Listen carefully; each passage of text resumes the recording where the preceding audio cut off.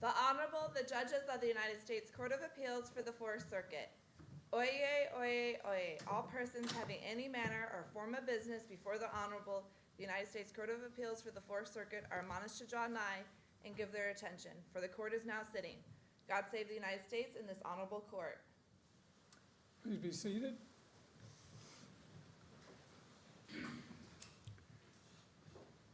All right, we're ready to hear argument in our first case, and Mr. Alderdice. Be a pleasure to hear from you. Thank you, Your Honor. Jake Alderdice of the law firm Jenner and Block. I represent the plaintiffs Disability Rights South Carolina, who I'll call DRSC, Justice 360, and the South Carolina State Conference of the NAACP. And may it please the court. The amended complaint in this case carefully details how rampant violence, daily isolation, and an utter lack of rehabilitative services continuously harm the plaintiff organizations and afflict the disabled children that DRSC was created by Congress and mandated by Congress to protect and advocate for. Can you speak up? It's always a help to me. Certainly, Your Honor. Sorry about that. Thank you. If this court were to uphold the district court's decisions that are on appeal here, not only would it deny the plaintiffs and their constituents relief from grave constitutional violations, it would also represent a dramatic shift in established law. It would close the courthouse doors to long accepted claims and claimants, and it would result in harmful and in some cases absurd broader consequences. To briefly sum up front, affirming the district court's sua sponte dismissal on mootness grounds of DRSC's claims at the pleading stage would require a plaintiff like DRSC to continually replead its members' harms over the course of a litigation, rather than simply proving those harms. Well, apart from the mootness question, you have a threshold issue of whether you have standing and whether you have associational standing. That's right, Your Honor, and I'm happy to take that now. I think the district court correctly found that there is associational standing in this case, following a large majority of cases that find that a protection and advocacy system like DRSC or PNA may bring claims on behalf of its disabled constituents. Fifth and Eighth Circuit have found no associational standing in situations like this. That's right, Your Honor. So the Fifth and the Eighth Circuits are two courts that have found no standing in that case. So we already have a circuit conflict here. No matter what we do, there's going to be a circuit conflict. That's right, Your Honor. So the Ninth Circuit and the 11th Circuits have found that there is standing. It seems to be a unanimous array of district courts, of several district courts in this circuit that have found standing in that instance. I think courts in just about every other circuit than the Fifth and the Eighth find standing in these instances.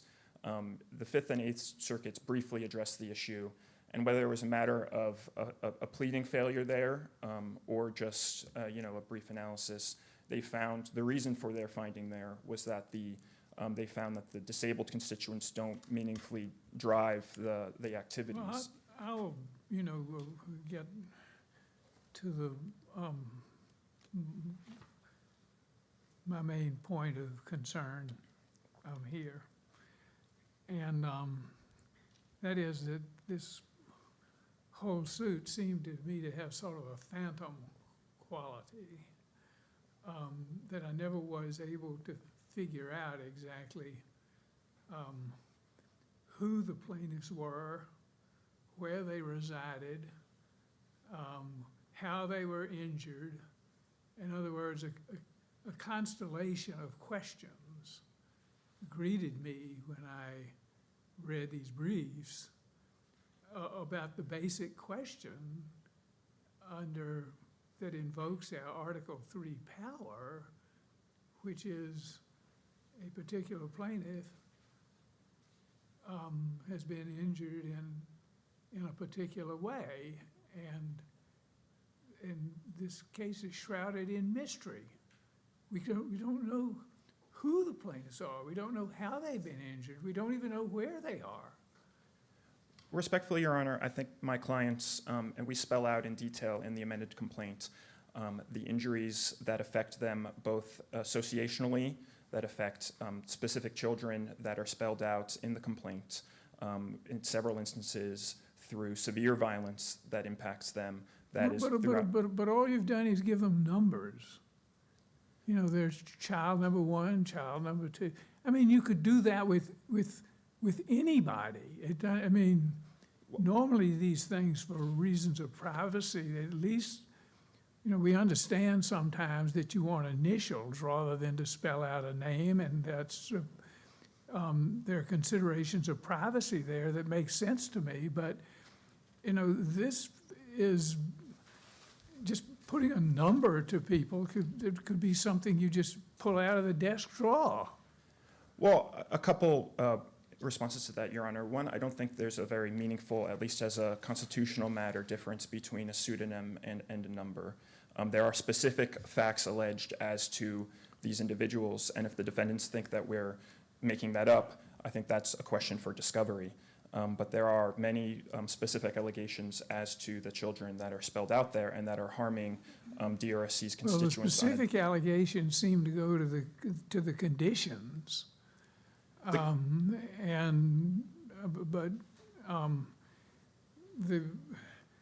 conditions question is different from the standing and plaintiff identity. Well, the conditions lead to the injuries, the severe injuries in this case, directly. Some of the conditions are widespread violence across all the facilities that is due to several systemic violations and failures. But you're familiar with the Lewis versus Casey decision? Because the Supreme Court in that particular case indicated that if you went directly, if any organization was free to go into any court and start complaining about conditions here and conditions there and everything, and an organization can do that, then what you've done is you've blurred the distinction between judicial authority and executive authority, and you've postured the courts as overseers of the prison system, which is, after all, you would agree, an executive function. I would agree with that, Your Honor, but respectfully, this case is miles afield from the Lewis case. That was truly a generalized grievance about, I think in that case, the failure to maintain a law library. Here we have specific injuries alleged as to the both constituents of DRSC and the organizational parties. You that are have laid specific out. conditions, but that's different from specific injuries to named or initialed plaintiffs. There are specific injuries alleged as to the individuals laid out in the complaint that are the constituents of DRSC, and we're bringing this case on behalf of... Sorry, so when you say constituents, I just That's want to clarify, these are not members. This is not a membership organization, right? No, that's right. So it doesn't satisfy the Hunt criteria. So the majority of courts to consider this question have found that it does satisfy the Hunt criteria, because that was a case where there were not members. Well, Hunt says that it was okay there because associational standing, they possess, quote, all of the indicia of a membership organization. That's right. So it doesn't seem that anyone thinks, even the courts that agree with you, that these sorts of organizations have all the indicia of membership in an organization. I think the large majority of courts that have found that they do agree that say that they do have all the No, they indicia. don't. They say they have enough. Okay. They have enough indicia. But I think the question is whether there's enough indicia to show that they meaningfully drive the organization's activities. Well, your organization, it has an authority to represent individuals, right? That's right. It was congressionally mandated to represent these individuals, and it's made up of these individuals. But that's not what you're doing here, right? You're not claiming that a particular individual is giving you the authority to sue on their behalf. You're not representing any individual that you've identified. But that's not required by the statute. They are But that's not authorized. what you're doing, right? Well, we do You're allege claiming that. harm to your entity. No, it's both. I think it's the children, 5 through 13, that were specified in the complaint. As we allege, their guardians authorized DRC to seek relief on their behalf. But I would also say that that's not required, that it is within its mission, as many other P&A systems have in other cases, in juvenile justice cases, sought relief for systemic harms that are affecting their constituents. That's well specified by Congress in the statute, and so that is part of it, is that that's its mission. But it's also made up. Its board is made up by a significant amount of people with mental disabilities, and has an advisory council. I think Judge Rushing makes a good point. It's very difficult to equate statutory constituents with membership, because members do have at least some input into the organization and into its activities. And statutory constituents, they're just there, whether they have an input or whether they don't. And this gets back to a problem that I'm having here, because if we take statutory constituents as full-fledged members without sufficient indications that they're actually participating within the organization in the way that members do, aren't we shifting the whole center of gravity of litigation from individuals to advocacy organizations? And if litigation becomes a matter of advocacy organizations, that runs the risk of leaving the traditional concept of a lawsuit as being something brought by individual people who are hurting individually. And we are in danger of having the organization be the litigants and the actual individuals being left in the dust. And that transforms the nature of litigation and what I think is a basic concept into Article 3, that it has a concrete controversy rather than an abstract controversy between an organization finding problems with the prison system. Now, there may be difficulties. I'm sure you have a worthy cause, and there may be difficulties with the prison and the way it's run, and there may be problems with the conditions. But there's a way to bring those problems out, and that is to get some actual people, name them, represent them, indicate how they've been harmed concretely by these prison conditions. Because I don't doubt that the prison conditions may be wanting, and there may be constitutional violations there, but it's a question of how you bring those out. And this seems to me a very troublesome vehicle, because I think it runs into problems, as I'm able to understand them, with the Supreme Court. Your Honor, I see my time is up. May I respond to that? Yeah, no, go ahead. You've got a good bit of time for rebuttal. Do you want to save that? I do. May I respond to that and then reserve the rest of my time for rebuttal to Your Honor's question? You can take your time now, but it will come off the rebuttal. Okay, I'll just briefly respond to Your Honor's last Okay. point, which is that my concern here is the decades of Supreme Court precedent that I think the district court's decision would run contrary to. Well, I think the district court's standing decisions are consistent with that, in that we have organizations that are permitted by havens, as the Supreme Court found just last year, authorizing the very theory of organizational standing that we assert in this case. Okay, and while you're preparing your rebuttal, you might want to check a couple of cases. You might want to check the Hunt case that Judge Rushing referred to, and you might want to check the Lewis v. Casey case, which I have referred to. And you might want to look again at those Eighth Circuit and Fifth Circuit decisions and decide, well, maybe they have something to them. I will, Your Honor. I'll reserve the rest of my time for rebuttal. Thank you. Okay, thank you.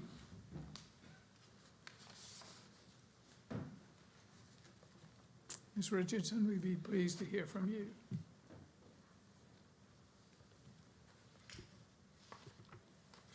Thank you, Your Honors. Good morning. Beth Richardson here for Appalese, the South Carolina Department of Juvenile Justice, and Executive Director Eden Hendricks. Whether it be on grounds of mootness, standing, or 12b-6, a common thread exists here. Plaintiff's complaint was not proper, and this court should affirm the district court dismissing this action. Before turning to the legal issues, I'd like to respond for a moment about appellant's accusations about the conditions existing at the Department of Juvenile Justice.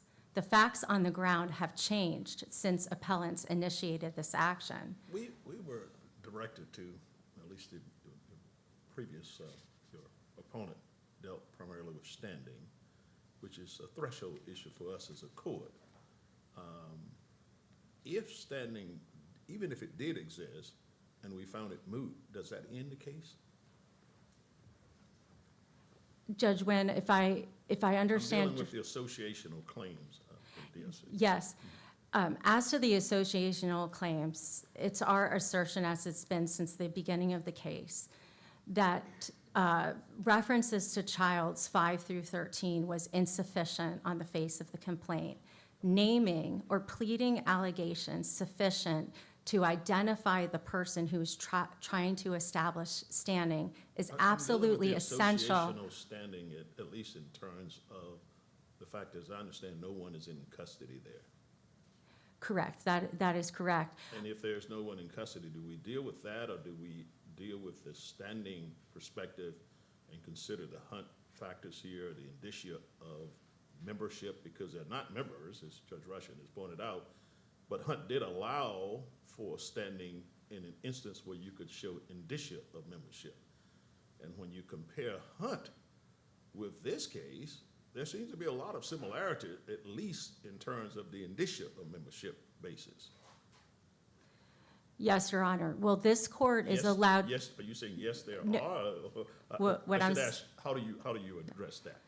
The court is allowed to affirm the district court on any grounds, and when it comes to standing, courts have in the past assumed standing in the original instance when there was mootness existing and clearly mootness existing in a later time in the case. And certainly the court. That was my initial question. Yes. Can we just assume standing, and if we find mootness, does that end the case? is my You do question. have the authority to do that, and there is mootness in this case. And your However- mootness is based on the fact that none of them are incarcerated at this point?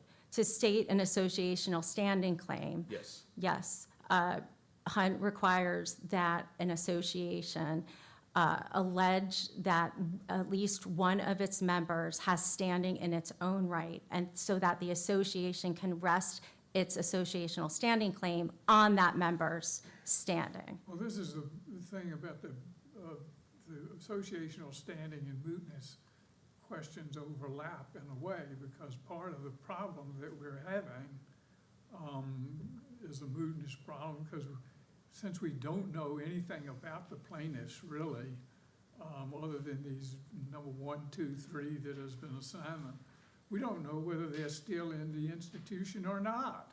I mean, maybe they're still there, but maybe they've left.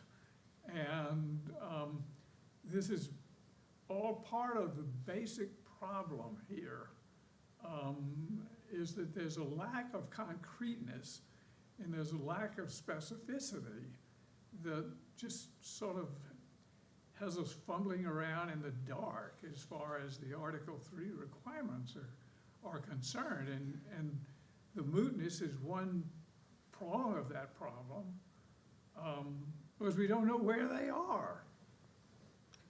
Yes, Your Honor. I think this court in Southern Walk at Broadlands Association specifically found that when an association could not specifically identify one member who had suffered harm at the pleading stage, that the court was without jurisdiction to address those Have they claims. received consent from the individuals here to represent them?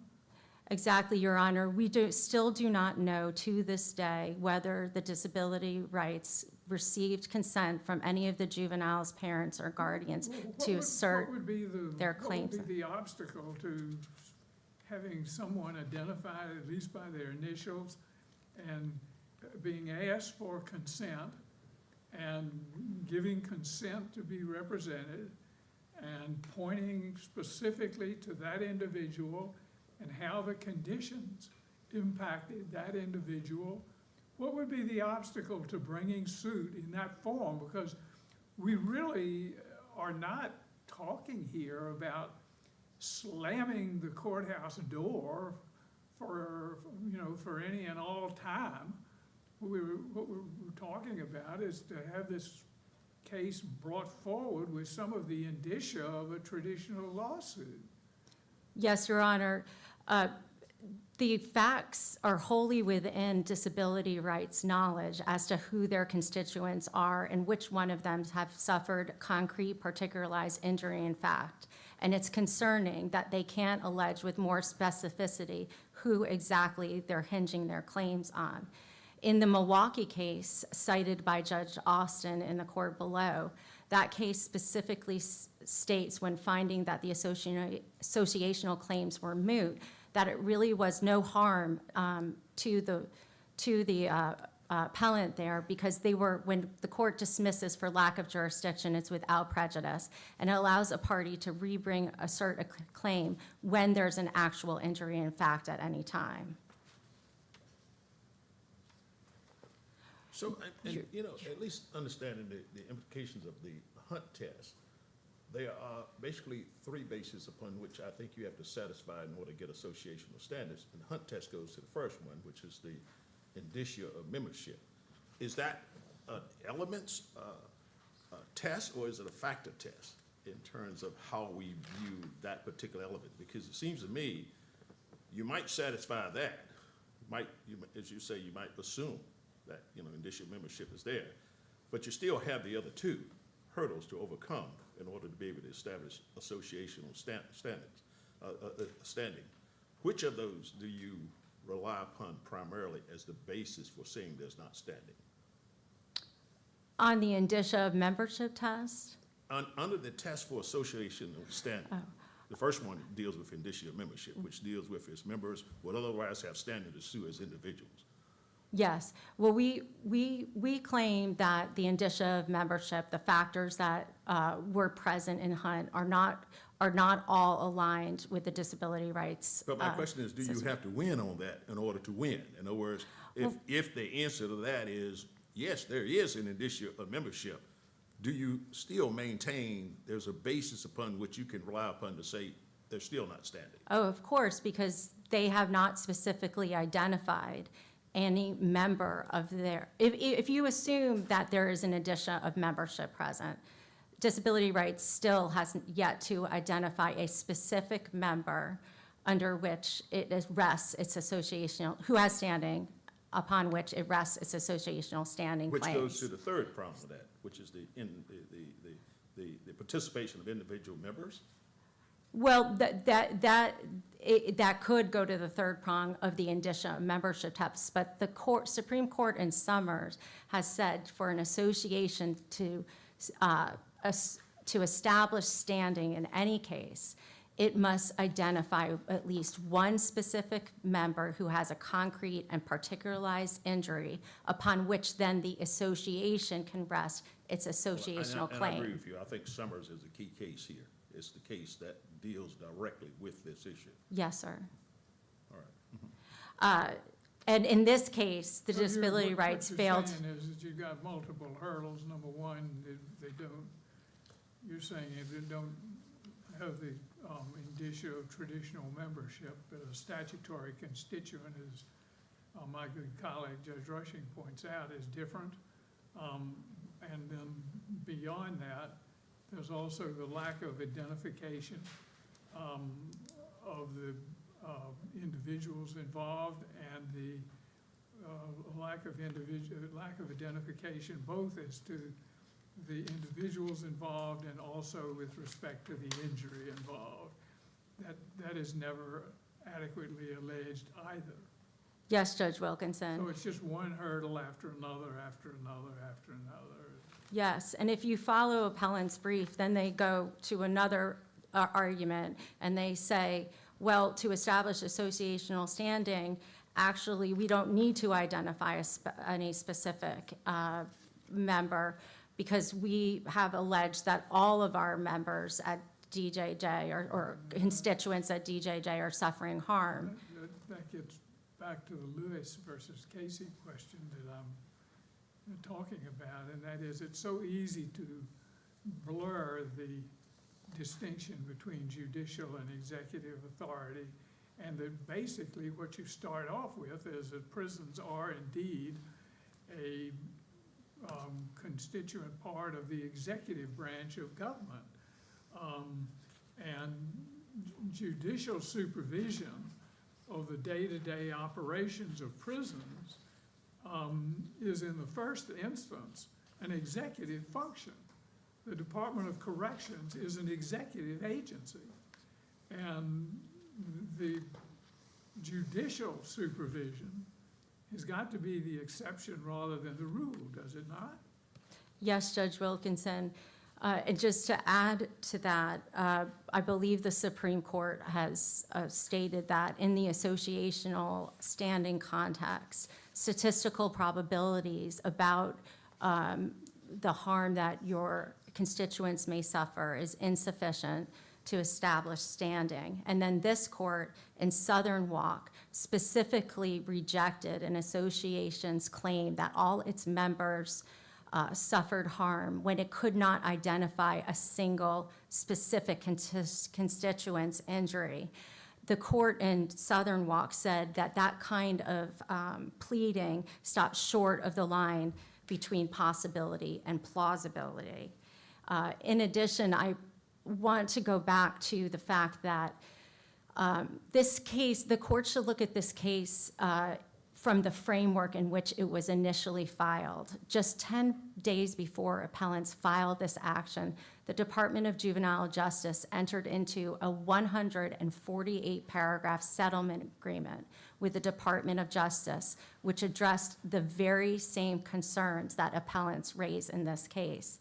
The crux of this case is appellants' belief that the Department of Justice did not require the DJJ to go far enough or fast enough. Well, they certainly haven't abandoned their suit in light of the settlement. That's correct, Your Honor. Now, the DJJ Wasn't that is... part of the relief they sought? Didn't they seek to enforce, the plaintiffs seek to enforce the DOJ settlement on a more expedited timeline? That's Thought I saw correct, that Judge in there. Rushing. And just so you can look at this case in the context as time has gone on, the DJJ is now 3.5 years into satisfying its obligations under the 5-year runway that the Department of Justice has given to it to effectuate reforms. It just seems to me, I mean, those facts are good facts that you're bringing up in terms of the settlement and the resulting actions continuing here. But it seems to me if you focus on Summers, which we have really not talked about Summers in the context of associational standing, but it seems pretty on point in terms of the view that if you don't have a member that's been named and you've not provided this pseudonymized type evidence, then you're just not able to meet the evidentiary requirements of Summers. And I don't know of another court that has found associational standing on this kind of facts here. So, and maybe that's the point with me, that as Judge Wilkinson alluded to, there are a lot of moving parts here. But I'm thinking, do you need to go through all the moving parts if you have a part that seems to be pretty strong on that point? Or does that, answering that, does that leave something open? Am I missing something? I mean, we could talk about indicia of membership and go back and forth. And quite frankly, I look at Hunt and I put those facts beside this facts, it looks like to me there's indicia of membership.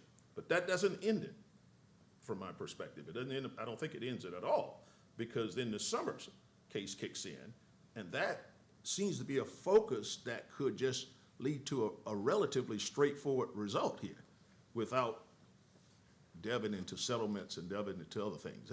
Am I on point with this, or am I, let me know if I'm missing, because if you're telling me that if I focus just on Summers, I can't, that's not the end of this case, then I need to know that. Judge Nguyen, I think this court, if it so chose, could leave the issue of indicia of membership to another day and decide this case on the Summers requirement that an association identify the You don't have to leave it at member. all. If it doesn't meet Summers, then you don't have to even, I mean, there's no issue of indicia of membership to deal with. That's something that Hunt deals with.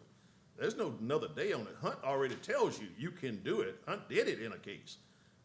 And there are a lot of things in Hunt that sort of parallel with this. I mean, you got constituents who are able to vote. You got all kinds of stuff in Hunt. And so it, you know, that, at the very least, it could be a close case on it. But my point seems to be, do you even have to deal with that if you have a strong position on the Summers case? It seems like to me a pretty strong case. Yes, Judge Nguyen, I don't believe this court would need to deal with it and could decide the case on Summers. I also want to recognize that it's the court's responsibility to appellees have also raised the issue that Justice 360 and disability rights lacked organizational standing, meaning they failed to allege a cognizable injury in fact to the organizations themselves. They alleged an injury, but it's probably not the kind of injury that cases have recognized. I mean, these notice type, or I had to do more work kind of injury, or I couldn't use resources. I haven't seen that in the context of the kinds of injuries that satisfies the organizational standard test. Yes, Judge Nguyen, I think the precedents from Haven's Hippocratic Oath, as well as Lane v. Holder in this case, foreclose allegations that from parties who rest their injury on the on a government regulation of others, where those injuries are merely, passed on down the Well, they line press the claim consequences. They want to pursue it, they want to proceed in a representational capacity. And here they are, in a representational capacity. And any diversion from that has been of a rather trivial variety. And it seems to me, if you want to represent somebody and engage in that sort of conditions litigation, that meeting several times a month, or for 2 days a month, is not much of a diversion at all. And it would seem to me to do the organization some good, to have members of the board of the organization meet with the people that they claim to represent. And so these meetings with individuals and the juvenile clients, rather than being antithetical to the organization's efforts, would seem to me to be complimentary of it. Because how can you represent people if you never come face to face with them? And to claim, oh, this would be a big diversion. No, it's not a diversion. These are the clients. It's not a diversion. And, how can you be representationally effective if you have no contact with the people you're supposed to represent? And in addition, the diversion in the contact is rather of a de minimis variety.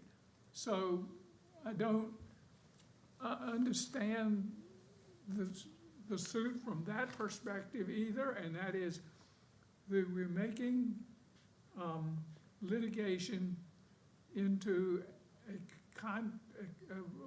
we're according organizations and advocacy groups and protective advocacy groups the premier position in litigation, and we're just leaving individuals way behind. And that, you know, individuals shouldn't be the caboose in all of this, they should be part of the engine. And that's the problem I'm having. Yes, Judge Wilkinson, the core of this court's Article III jurisdiction has been and is always grounded in an individualized and particularized concrete injury. And the First Amendment complaint fails to establish that. Thank you. Let's see, Judge Wynn, do you have further? I do not. Judge Rushing? All right, thank you. Thank you, Your Honors. Mr. Alderdice, you reserve some time for rebuttal, sir. Thank you, Your Honor. And I know Your Honor's gave me some homework in the break, so I want to start with that up front, as well as getting to some points that my colleague, Ms. Richardson, made, which is, and to start with Hunt and associational standing. Hunt allows associations to bring a claim when they do not have specific members, but when members show sufficient indicia of membership.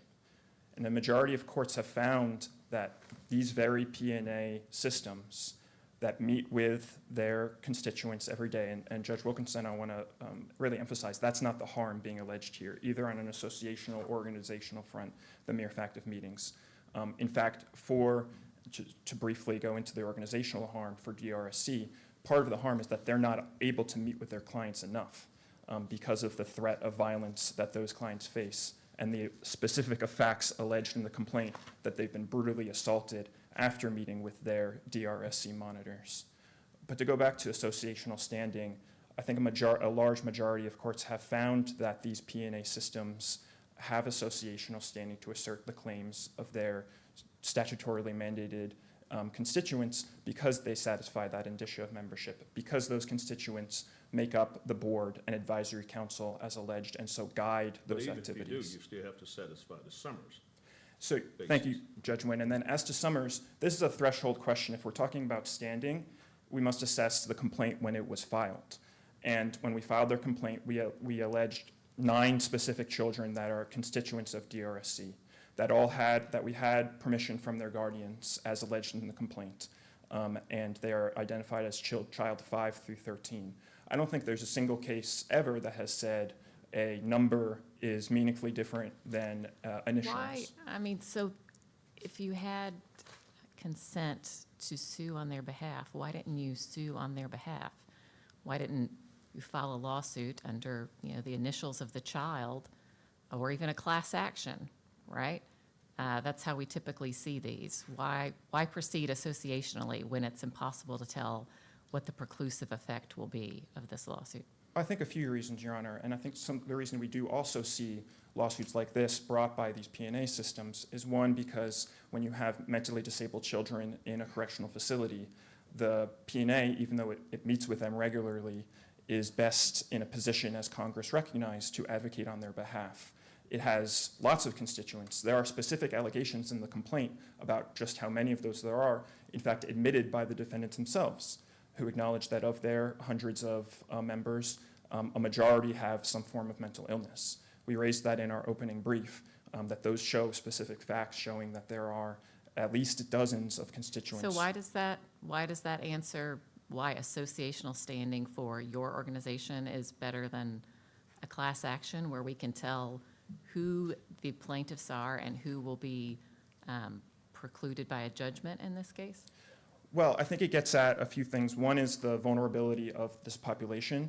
There are specific allegations that they may face violent retaliation if they were to step forward, even as a pseudonymed plaintiff. But again, for standing purposes, I don't think there is a relevant difference between child 1, child 2, which have specific facts such that the defendants, are able to know who these people are based on the specific facts alleged to them. It's not true that it's just within DRSC's knowledge and capacity who these constituents are. The defendants are detaining them, and they know the nature of this population, as they've admitted that there's a majority of them with mental illness. So we brought this, these are my clients, they're facing a harm. And so I don't think I can say, should I go find another child or have them have to put up one of their mentally disabled constituents to be class action when this is exactly how Congress and many courts have contemplated that they can seek relief. Is there a capable of repetition argument you have, yet debate and review, that would support associational standing? So the claims being live and not moot, Your Honor? Yes, we do lay out why there is, if this court were to find that it's moot, that is capable of repetition yet evading a review, because this is a transitory population. And so we filed this case and named these specific individual constituents, child 5 through 13.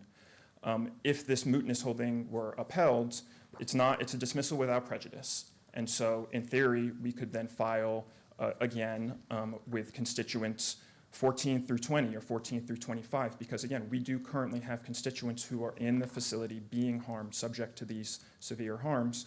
But the problem with that is that from filing until decision, in this case, it took about 500 days the first time from filing of the complaint to the decision, to the first decision on the motion to dismiss. Filing the amended complaint until the operative decision, I would think, was around 440 days. And that's just the motion to dismiss. If there's then discovery and everything, this is a transitory population. Where does the big delay occur? Is it in you failing to file on time, or is it No. response, or where's that 500 days coming from? So by local rule, these cases are referred to a magistrate judge. There's briefing, it goes to the magistrate judge. There's then objections to the magistrate judge decision. We've moved each time for a preliminary injunction seeking relief based on all the specific facts that we both lay out in the complaint and setting forth affidavits from both individuals that represent our clients, as well as people who, from children themselves. It just seems to me that, this, if you say this is ongoing, we're gonna see this again, because it depends on how an opinion comes from this court, whether it favors you or not. If it doesn't favor you, it may instruct you on how to do it better, and you simply will follow that. But your problem may well be, if you gotta wait 500 days, you start with someone who's incarcerated, they may not be incarcerated after 500 days, or the question is there some form of expedited type process that can address the concerns? Judge Wilkerson has alluded to the fact that we are sensitized to it. We're constrained by the law in terms of standing. But when we face these kinds of restraining hurdles of standing and other issues, that procedural issues, that keeps justice from at least coming to court, at least us, getting to the merits of determining whether something should be done, that is in and of itself frustrating. So I'm just trying to determine, because it looks to me, as I said, I don't for one moment believe you aren't going to go back one way or the other on this, and this is coming back if those grievances still exist within the system. That's right, Your Honor, and I think that's why that there are sufficient facts alleged and case law to show that these claims are not moot, that the district court was right that there's associational and organizational standing here, which the district court found twice as to organizational standing, and that these cases are not moot for the reasons set forth in the Mink decision, which is the only circuit court to address these same type of facts, and that was where a P&A system still had individuals in custody. All right. But Thank you, counsel. Judge Wynn, do you have further? Judge Rushing? We thank you very much, and we'd like to come down and greet counsel and understand that you've taken this pro bono, Mr. Otis, and I just, it warrants the court's appreciation for your doing that as well. thank you, Your Honor. It's my honor. All right, let us come down and say hi to you.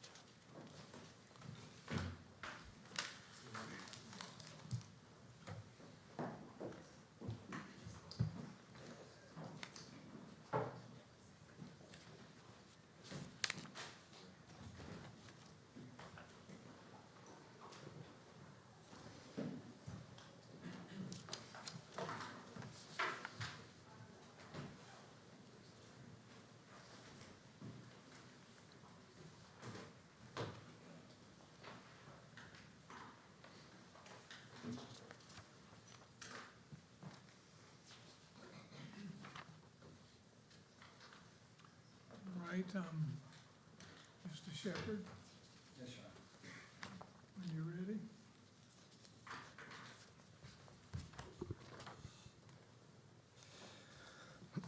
Good morning, Your Honors. May it please the court. My name is Ray Shepherd. I'm here on behalf of Jane Doe in this case.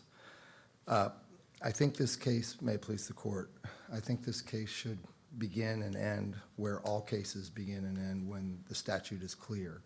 And that is with the plain language of the statute. In any case of statutory interpretation, that's where the court typically begins. In this case, you're presented with the question of whether the advance directive was valid or not to appoint Jane Doe's father to be her appointed healthcare agent. The statute defines agent as the person who is appointed with the authority to make healthcare decisions for the declarant. It just seems intuitive that you would not have the mother sign that affidavit or that directive, and she's a potential, even a potential agent under it, and I take it you didn't draft it. I didn't draft it, Judge, and I don't disagree with you that that was a boneheaded thing to do, but it shouldn't invalidate the entire document because the intent was to appoint the father.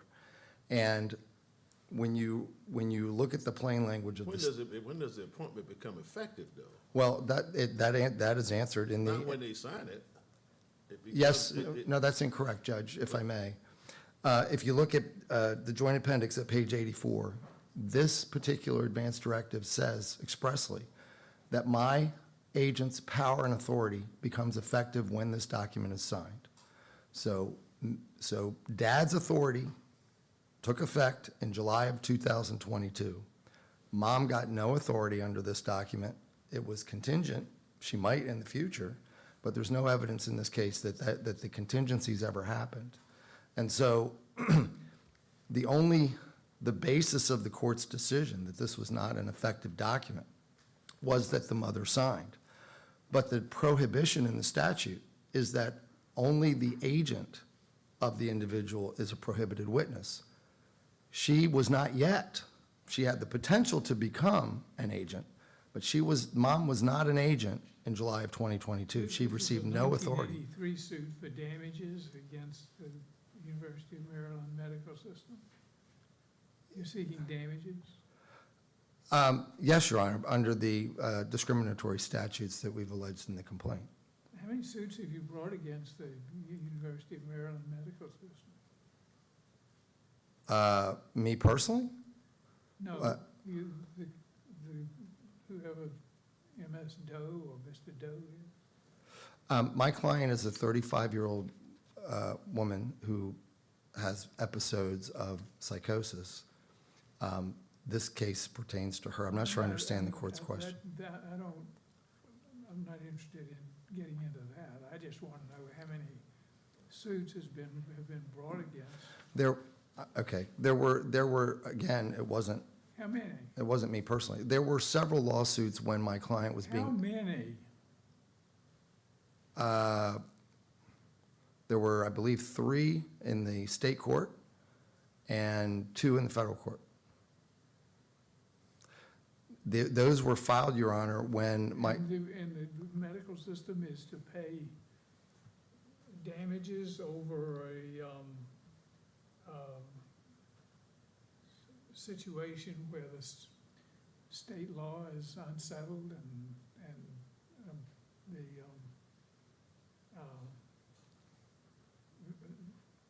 where it seems to me the answer is not nearly as clear as you point out, but even if you're right about that, is there a justice here in putting these folks up for damages? well, Your Honor, institutions, as respectful as they may be and as revered as they may be, they don't have the right to keep individuals in custody, in this case for 2 months after my client was eligible for release. They made it a condition of her release from custody that she had to dismiss those lawsuits that you're talking about, Your Honor. It seems an odd situation to have Well, the mother be an agent on the one hand and a witness on the other. They would seem that the agent and the witness have roles that probably should not be conflated. Your Honor, I agree. If the situation, if the facts of this case were that the question were whether the mom had authority to act under this document, I would agree wholeheartedly with Your But Honor. doesn't the witness have a different role in the sense of making sure that the individual who signs the advance directive is in a position to do so and exercises some independent judgment in signing it, and that the individual in signing it reflects the individual's true intent? And so both as to capacity and intention, a witness would seem to have a different function perhaps than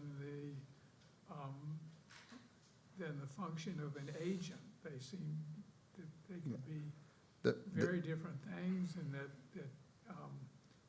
you, to try to say, well, the same person can exercise both. I wonder why we wouldn't, if they wanted to take a step, if Maryland wanted to take a step that on its face of it is a bit counterintuitive to have the agent and the witness all combined. And if you wanted to take a step that's a bit counterintuitive, shouldn't Maryland be allowed to do that rather than us rushing in and saying, well, here the medical system is liable for all these damages? Well, Your Honor, respectfully, you've said, would it make sense for the agent and the witness to be combined? There was only one agent in this case, and that's Dad. Mom was not an agent when she signed this document, has never been an agent when she signed this document. Well, she's a backup agent. She's a backup agent. All right, but doesn't a backup agent exercise the authority of an agent? No. I mean, the title is agent. No, It there is no The authority. backup agent doesn't become, any less of an agent, does it? Your Honor, a backup agent. I'm just trying to I- figure this out. I understand, Your Honor. A backup agent is someone who may become the declarant's agent in the future under the circumstances presented in the document. But in this instance, she couldn't become it because That's right. if she became it, then, I- so did you make a severability argument? Absolutely. What I said is that this document is 100% effective to appoint Dad. If the issue came up in the future that Mom was trying to execute or exercise authority under this document, we'd have a problem. I wouldn't even be here. But for the court to say the entire document is Does that invalid. require there be a backup? No, that's the whole point, is that if they had just left that blank, we wouldn't be here because Dad, nobody You would. want us to essentially say that that part of the backup is invalid, which means the directive is valid because you don't need the backup. You can sever those two things. 100%. And that's why the document is effective. If you look just at the statutory requirements and you say, okay, what is it valid as to Dad? It's in writing, signed by two witnesses, neither of whom are the appointed agent. I mean, you're really kind of saying the same thing over and over. That's right. I'm trying to figure out where is it going beyond that. Right. Except for the proposition that when you actually do put a backup, and the primary argument here seems to be she's not an Yeah. agent Right. because she's not been authorized at the point. That's right. But the statute talks about being appointed. Well, the statute says appointed to make healthcare decisions. That means you have authority to make healthcare decisions for the declarant. Mom never got there. She was not an agent as the term is defined in the statute because she was never appointed. She was identified as potential agent, but there's more because I agree, it's a gray area and there's no case law directly on point that I could find, but the Circuit Court of Maryland, in this case, the exact same case, said, okay, they made the argument, they had problems with this directive, but the court held, well, wait a minute, you, University of Maryland, never challenged this document, and it's not for, But if a backup agent is not an agent, I mean, they both have this title agent They- attached to them, and if the backup agent is not an agent, then shouldn't we wait for the Maryland courts to Well, tell us if- so, rather than us just opining that, well, a backup agent is not an agent? if I had been Judge Rubin in this case, I would have certified that question to Maryland. But that's not the Well, point. that's a problem, and Well, then so you've but- got this, well, why wasn't, if you really wanted an answer to these questions, why wasn't this case certified at the district court level? I can't answer that, Judge, but what I can say is that the Circuit Court of Maryland heard this case on appeal. The issue was whether my client had the right to be voluntarily admitted versus involuntarily admitted, which is a huge difference in terms of what control the individual has regarding their treatment. And the court said that this document was valid and that the hospital was required to honor it. They couldn't, in other words, you can't just ignore it. And in fact, if you look at, I think it's 5602A2, it says, even in the statute, that if there's some question about a signature or competency or something like that, if there's any reliable indicia of the declarant's intent, you must consider that. There was no consideration here. The treating physician just didn't like what Dad was trying to advocate for. And for that reason, he said, well, she may not take her medications if we let her go. Can I ask you about what you're calling the primary agent? The only agent. Was he acting as her agent to make medical decisions the moment she signed the document? He was authorized to make decisions for her the moment she signed, unless, of course, it was Well, inconsistent. the top of the document says, if it's determined that she can't make decisions for herself, then this document, is operative. So there's a condition precedent to him acting as her healthcare agent, is there not?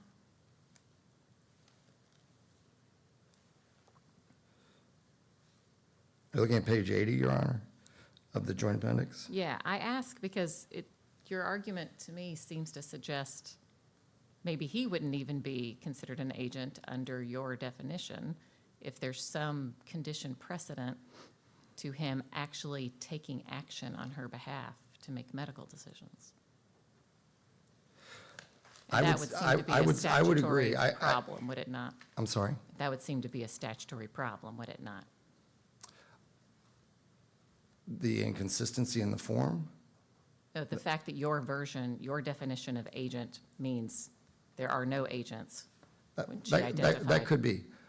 That could be 100% correct, but what I would say is, if she had become incompetent the moment she signed this document, my client would be the only agent. When this case happened and she was experiencing an episode of psychosis, she was not competent at that time. Right, but your argument is we look at when the document was signed, who is acting as her agent. Well- And, if the father had signed as a witness, he was not acting as her agent because there was a condition precedent to him acting as her agent, which is her becoming incompetent to make her decisions. I understand Your Honor's point. I agree, but if you take that to the point where she's admitted, there's only one agent. And I guess the concept here is, if you're correct and neither one was an agent yet, let's go with that, I agree, then neither one, I mean, If I'm correct that neither one is an agent, then the statute makes no sense. That's Which is correct. a reason to think that interpretation is wrong, right? Right. That in fact, anyone who's assigned to be an agent at some point in the future cannot be the witness to the document. Well, okay. I respectfully disagree because I think that the prohibition says only the agent. So if there's no agent, It says an agent, right? I believe it may say an agent, but, or, I think it says the agent. Let's see. Thank you, counsel. Oh, thank you. Say, question, did you make further questions? We're fine, thank you. Thank you, Your Honor.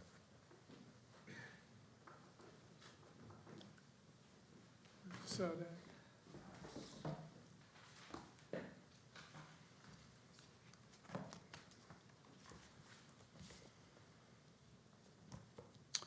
May it please the court. Good morning, Your Honors.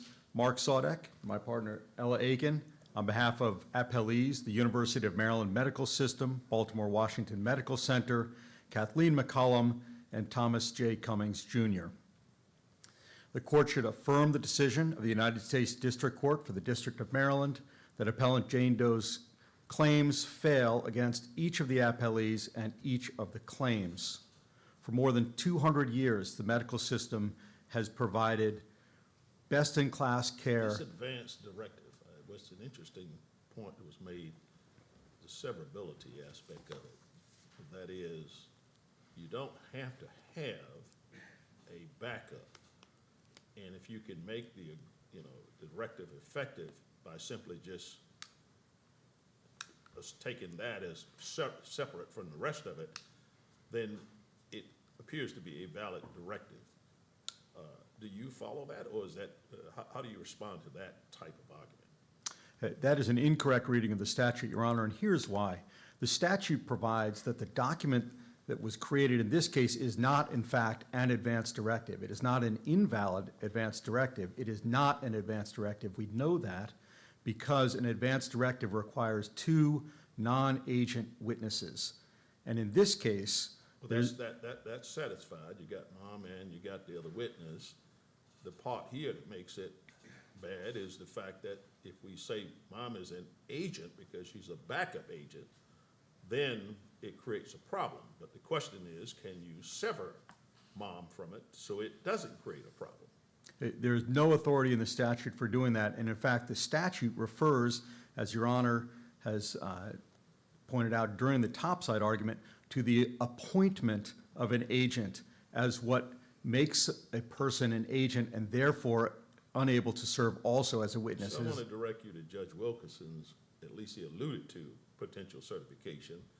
I hadn't really thought about it, but the more I'm thinking about it, it's beginning to have a little legs with me because the Maryland courts did speak, but they didn't reach the ultimate issue. They didn't go to it and deal with it. I mean, they just said, okay, you can do it. It sounds like that whole question, if she's an agent at the time because she's a backup agent, then that, to me, seems to answer it. If she's not, then the severability of it seems plausible on it.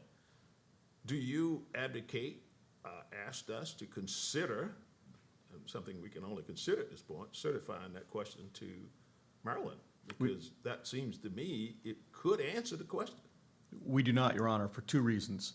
First, this statute is clear. There's no need for interpretation by the Supreme Court of Maryland. The statute on its face is clear as to what constitutes an agent, when an agent is appointed, and the separate question of authorization to act.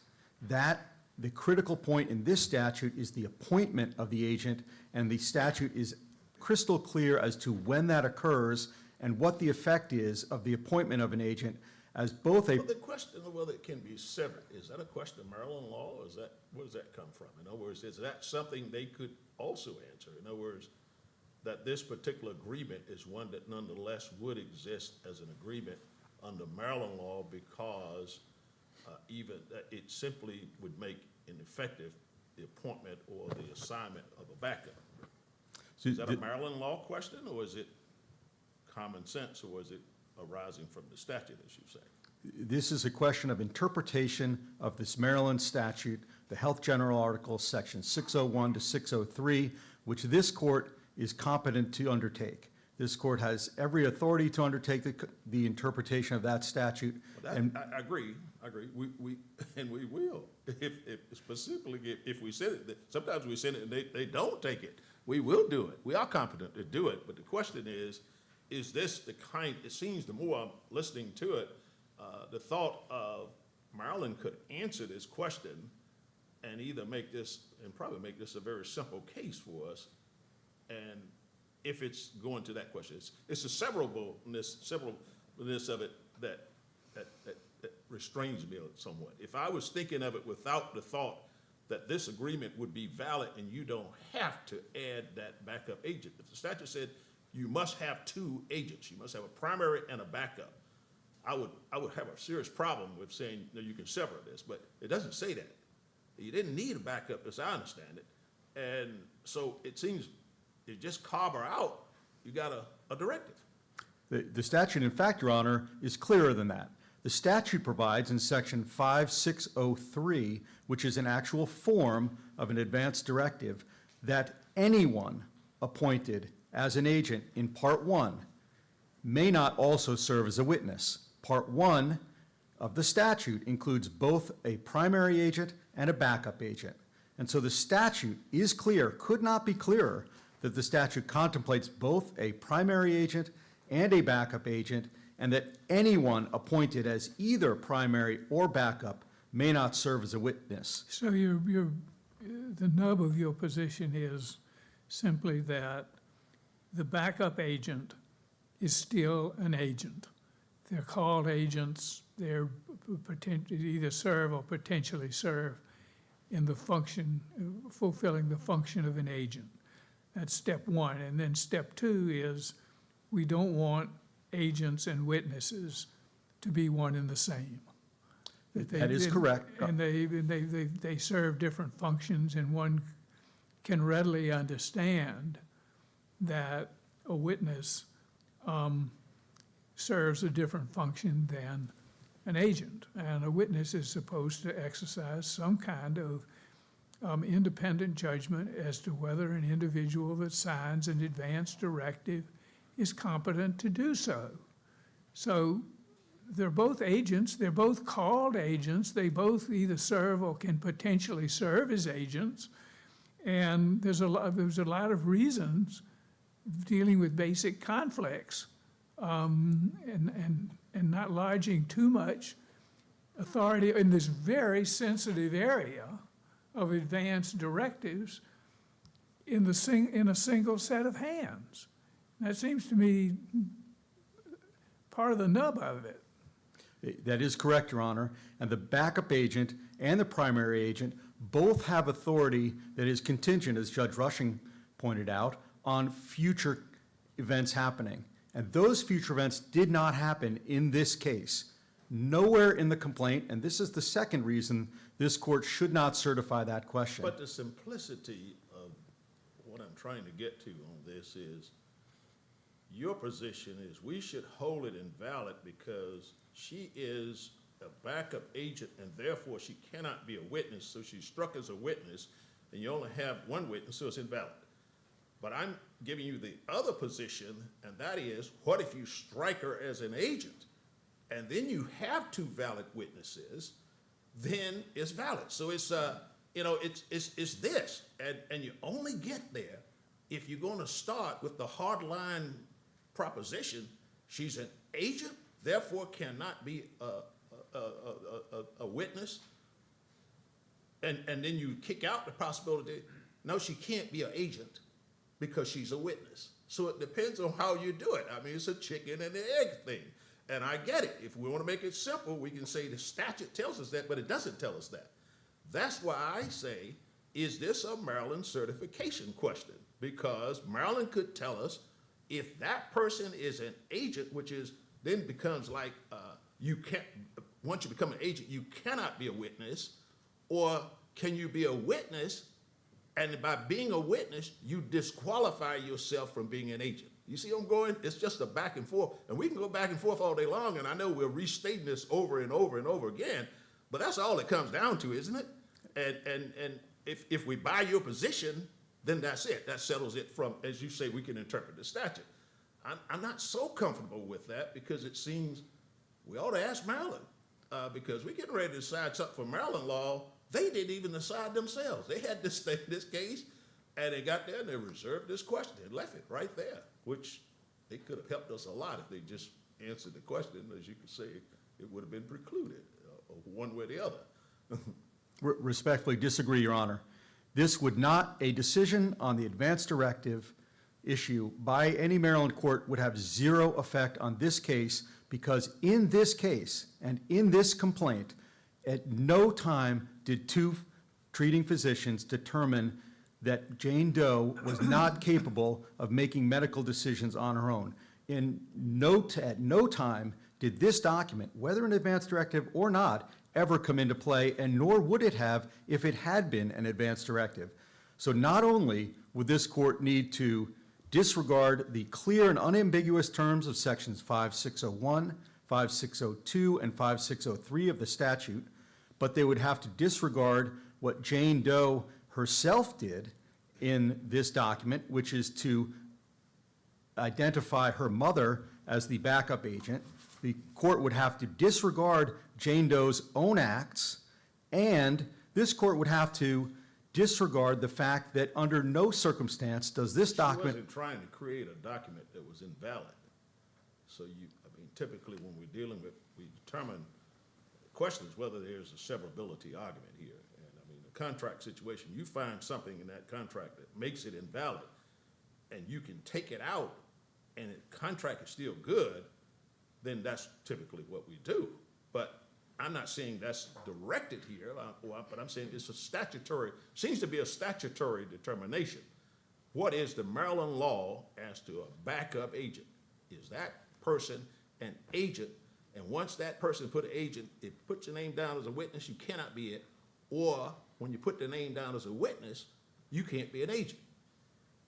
That just seems pretty simple to me, one way or the other on it, but and I don't know, we can, as you say, we're going to answer it one way or the other on it, but I'm not so sure we should do that for Maryland. Well, in section. Without allowing them, the courts there, to weigh in on it.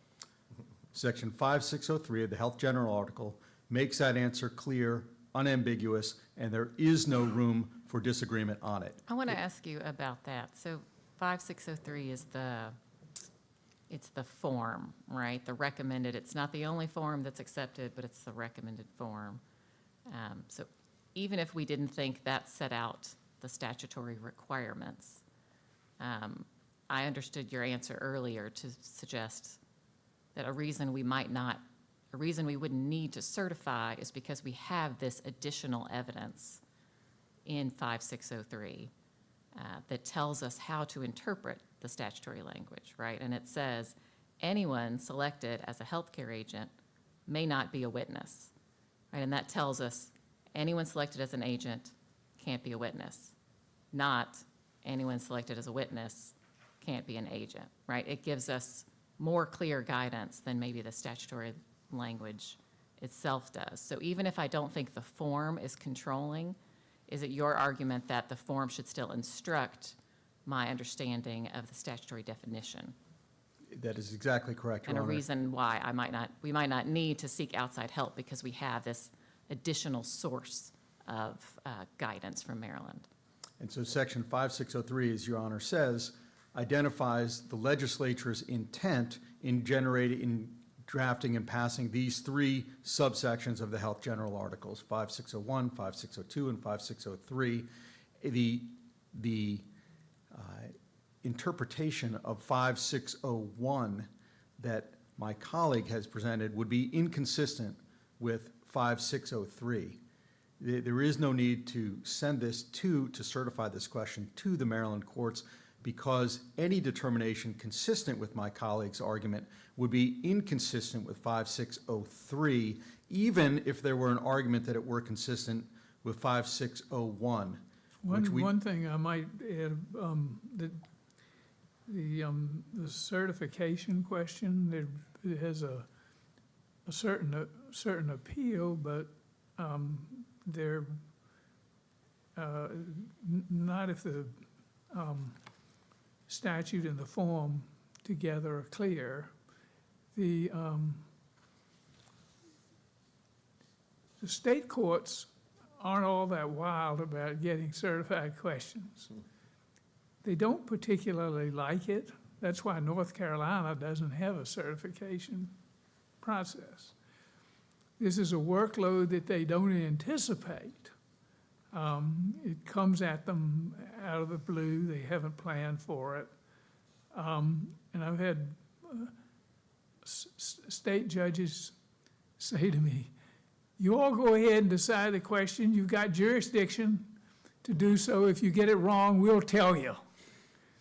And they don't want it dumped in their laps because they hadn't anticipated. And they said, oh, gosh, another one of those certified questions because the Fourth Circuit's afraid to make up its mind. And you know, and they said, look, you screw up a certain number of times, and we'll let you know when you do. And they can. So that's, certification makes sense in the classroom, if you understand what I mean, but in terms of real life, it's not always received by the state courts as this beautiful Valentine. That's why North Carolina says, no, we don't want it. Other states feel that way, and they probably, maybe they'll join North Carolina in that. It's just an observation. Well, and Your Honor, particularly in this case, where this decision on whether this document constitutes an advance directive or not, that issue is not necessary for the resolution of this case. And so in this particular case, the Supreme Court of Maryland might take that view, because this case can be decided regardless of the advance directive issue. In this case, it is clear that Dr. Cummings and his team at Baltimore Washington Medical Center provided treatment to Jane Doe, and that treatment cannot form the basis of a disability discrimination claim. And there has been significant briefing on the disability discrimination claim. It is clear that the purpose of the disability statutes, the Affordable Care Act, the Americans with Disabilities Act, and the Rehabilitation Act, is to ensure that people with disabilities receive treatment. That is what happened here. And what we see in the complaint is not an allegation like in the Olmstead case, in which the determination was made that the care that was provided was not necessary. So in Olmstead, the community placement of the plaintiffs was deemed appropriate. This case is the opposite. In this case, Dr. Cummings and an administrative law judge and a clinical review panel at Baltimore Washington Medical Center all determined that community placement was not appropriate. What we have here is at most an argument by my colleague that Dr. Cummings was wrong, that the medical treatment he provided wasn't the right medical treatment. It wasn't the appropriate medical treatment. That is not a basis for a discrimination claim, and no court has held that that type of argument is the basis for a claim under any of the three acts that have been cited. Each of those acts is analyzed similarly under the same statute, and in none of them has any court held, to my knowledge, that the provision of medical care, where the medical care... I think it's pretty clear that the discrimination statutes are focused on something that is totally different from the course of treatment. The course of treatment is not getting into comparative discrimination. With discrimination, you need a comparative situation. And in the course of treatment, it seems to me very, very individualized, and that is with respect to this individual and this particular illness, was the course of treatment appropriate or was it not? And it's very difficult to make comparisons when you're dealing with the course of treatment, because patients' illnesses, you might put them under the same name, but each patient differs markedly. And there are all sorts of statutory protections in the medical malpractice area for course of treatment and diagnosis and the rest that simply aren't present in the discrimination statutes. It's much easier to prove a discrimination suit than it is statutorily a course of treatment suit, because they're just, for whatever reason, the course of treatment cases have all kinds of protections for doctors, and those sorts of protections are simply not present in the civil rights statutes. So it just, I don't see that the point you're making is one of, as especially controversial. I don't understand what you're saying. Your Honor, we agree. I see that my time is up. One clarification. I want to make sure I understand you in terms of whether or not we need to decide on this advance directive. You seem to indicate we can do it outside of that, but it appears to me the advance directive is a separate claim, and determining whether it's valid or not is something we're going to have to do, because I don't think if we say it is invalid, or if we go either way on it, it's a claim in and of itself. So I don't think that, you know, would resolve the other. It can be resolved by determining the other question alone. Is that your position, or do you think it's all one claim? The three causes of action are under the three discrimination statutes, and my colleague has alleged retaliation for alleged denial of the program, of the advance directive program. If there were an advance directive program, Jane Doe was never eligible for it because two physicians never determined that she was not capable of making her own healthcare decisions. Therefore, even if she had an advance directive, that advance directive never would have come into play, and under no circumstance would Jane Doe ever have been eligible for any advance directive program if one exists. So you don't view it as a separate claim for, that she has made? That is, she claims she is entitled to this and was denied this advance directive. You saying that even if she had gotten it, it would not have made a difference? Even if she had perfected an advance directive, it would have made no difference, because the advance directive program is only available where a patient has been determined by two physicians not to be capable of making healthcare decisions for herself. And that never happened here. It's not alleged in the complaint. Can you and it is a explain that? Can you explain that to me real quick? Just, I thought she was involuntarily committed.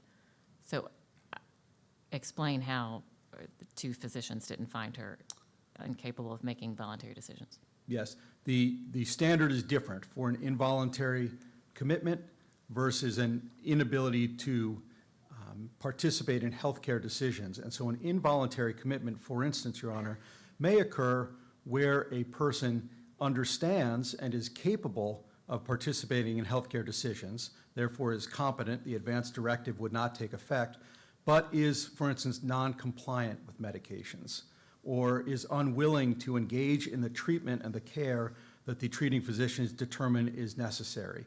And so the treating physicians may involuntarily commit or seek involuntary commission of somebody consistent with state law who is competent, capable of making healthcare decisions, participating in healthcare treatment decisions, but is non-compliant and therefore is not doing so in a way that would ever render them capable of being released, discharged into the community in a way that is safe to themselves and the community.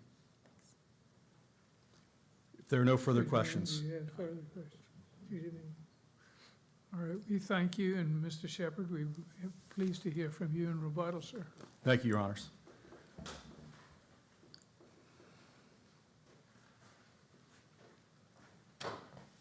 Judge Rushing, to your last point, I need to correct what my counsel just said. As part of the administrative record, the treating psychiatrist at Baltimore Washington Medical Center testified that Jane Doe had schizophrenia. and was unable, therefore, to care for herself or participate in her own health care. He also testified there was a second physician who, on his team, who agreed. Those are the requirements, as I understand them, in order to involuntarily commit someone. So the condition that you pointed out at the beginning does not say it has to be in writing. It also says that at least one physician doesn't even have to be a treating physician as long as they agree. And I would say that that condition happened because otherwise she was asking to be released, and they held her for 3 months, 2 of which, after 2 independent physicians, experts said she doesn't even need to be here. And she wasn't a danger to anybody, she wasn't refusing medication, none of that happened. And she's being asked to leave, and they wouldn't let her leave. So if she was competent, like counsel just said, she should have been able to say, hey, I'm done here, I'm leaving, and she should have been able to walk out the door. I want to go to the point that my colleague made regarding 5306. 5306 uses the language, anyone selected as an agent cannot be a witness. If you look at Joint Appendix page 83, the springing language of mom's appointment, it says, if this agent, referring to dad, is unable, unwilling, or elsewhere engaged to act as my agent, then I select. Mom was never selected, nor was she ever appointed as an agent. So 5603, contrary to what my colleague just said, does not clarify this to any degree, because if you look at the language, she was never selected, nor was she appointed, because the contingency for that to happen, in addition to the 2 physicians, an additional contingency applied, and that was.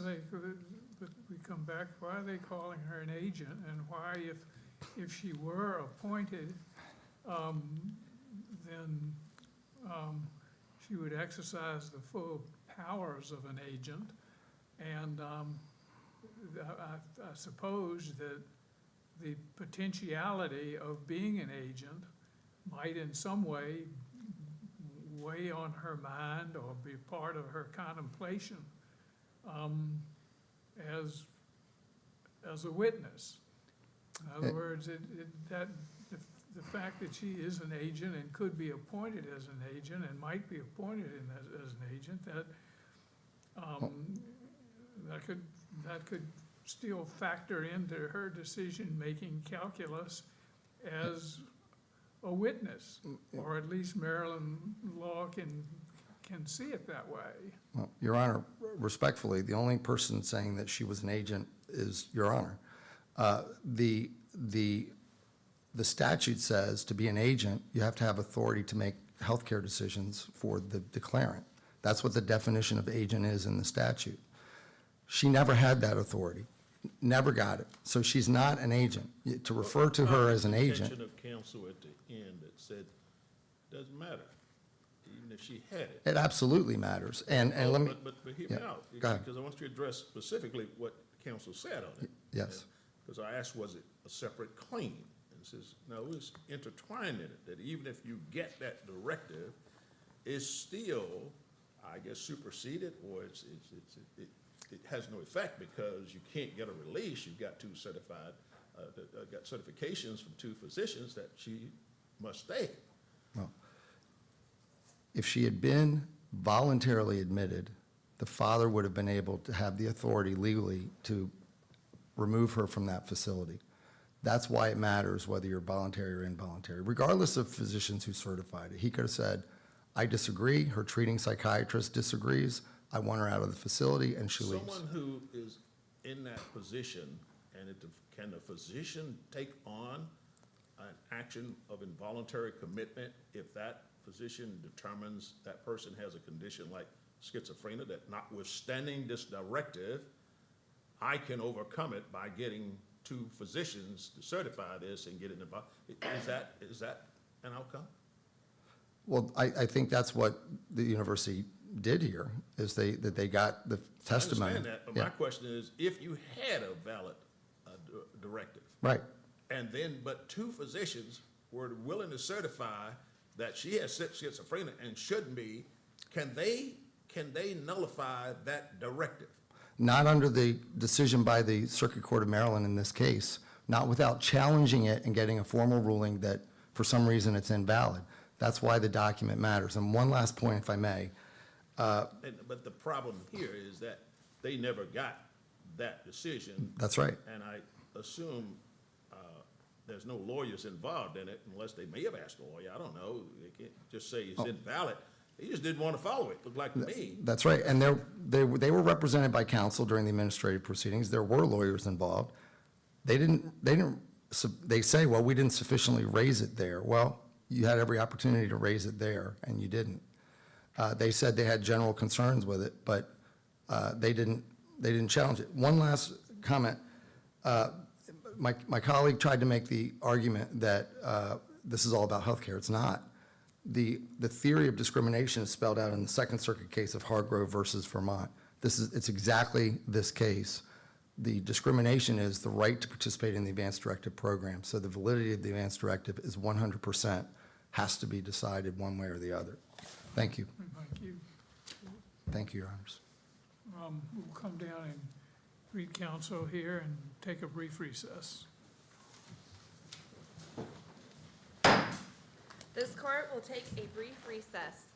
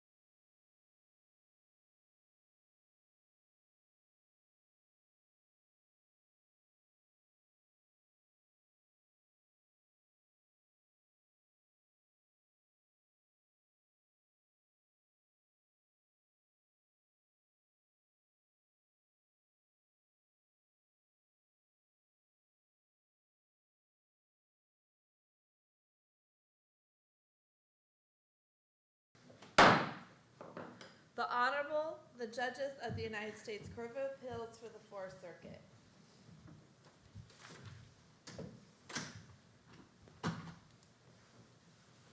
Please be seated.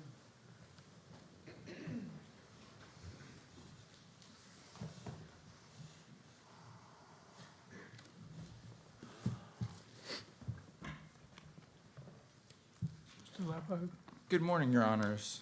May it please the court, Eric Leppo for MCM Management Corporation, the appellant. I do have to address preliminarily that we acknowledge that this dispute between MCM and ARCO is at a different place than it was at the time of the briefing, has been raised in motions to dismiss. MCM has been able to pursue,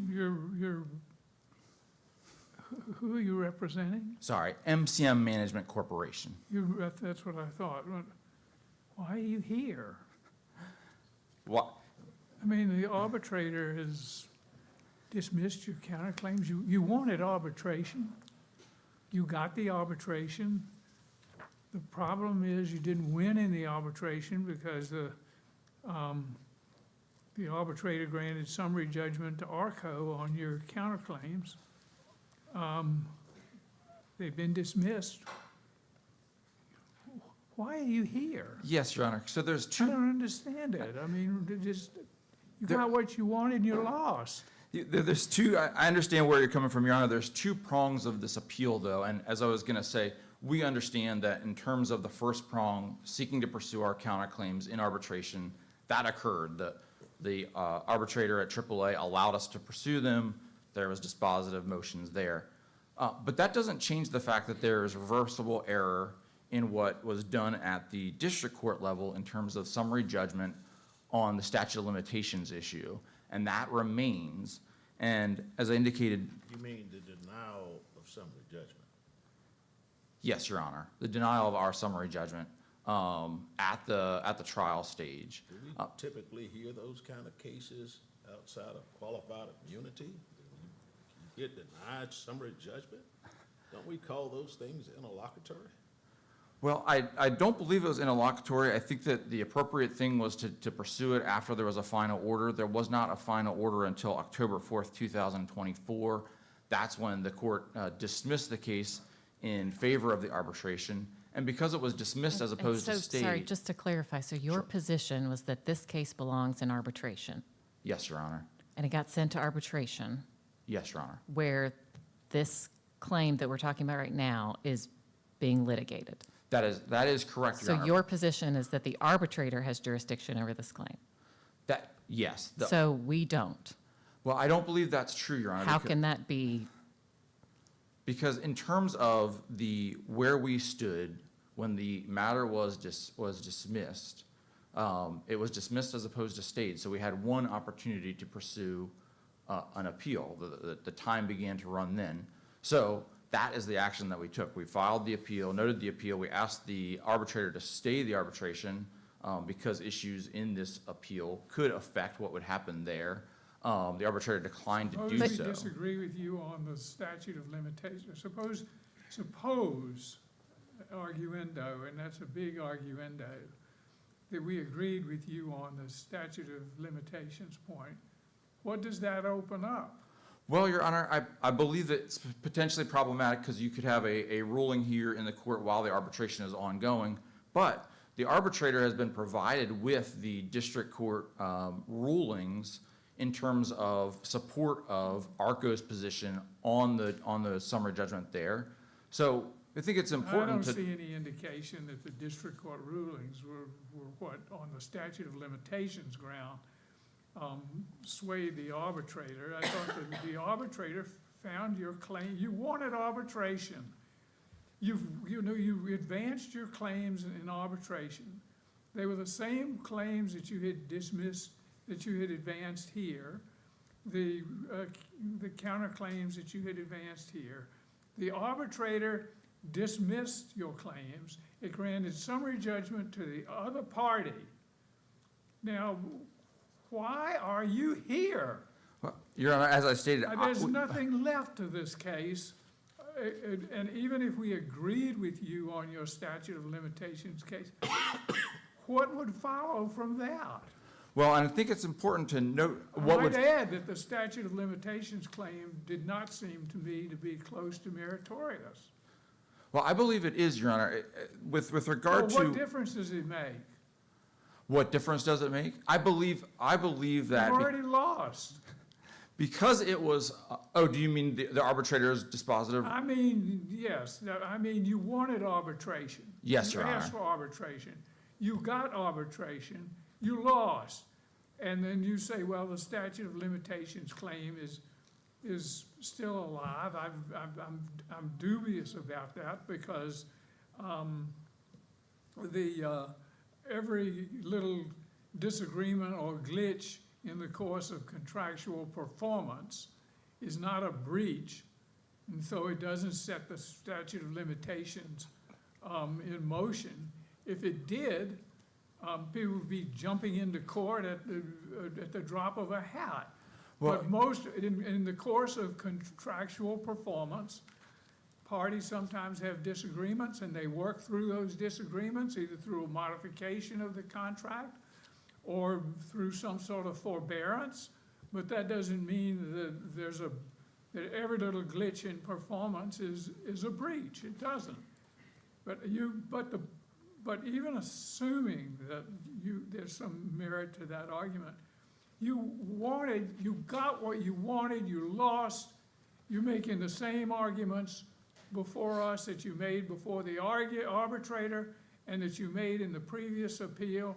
Why are you here? Yeah, Your Honor, I appreciate what you're saying in terms of how the statute of limitations appears to you, but what the issue is when the trial court ruled at summary judgment, they didn't evaluate the record evidence.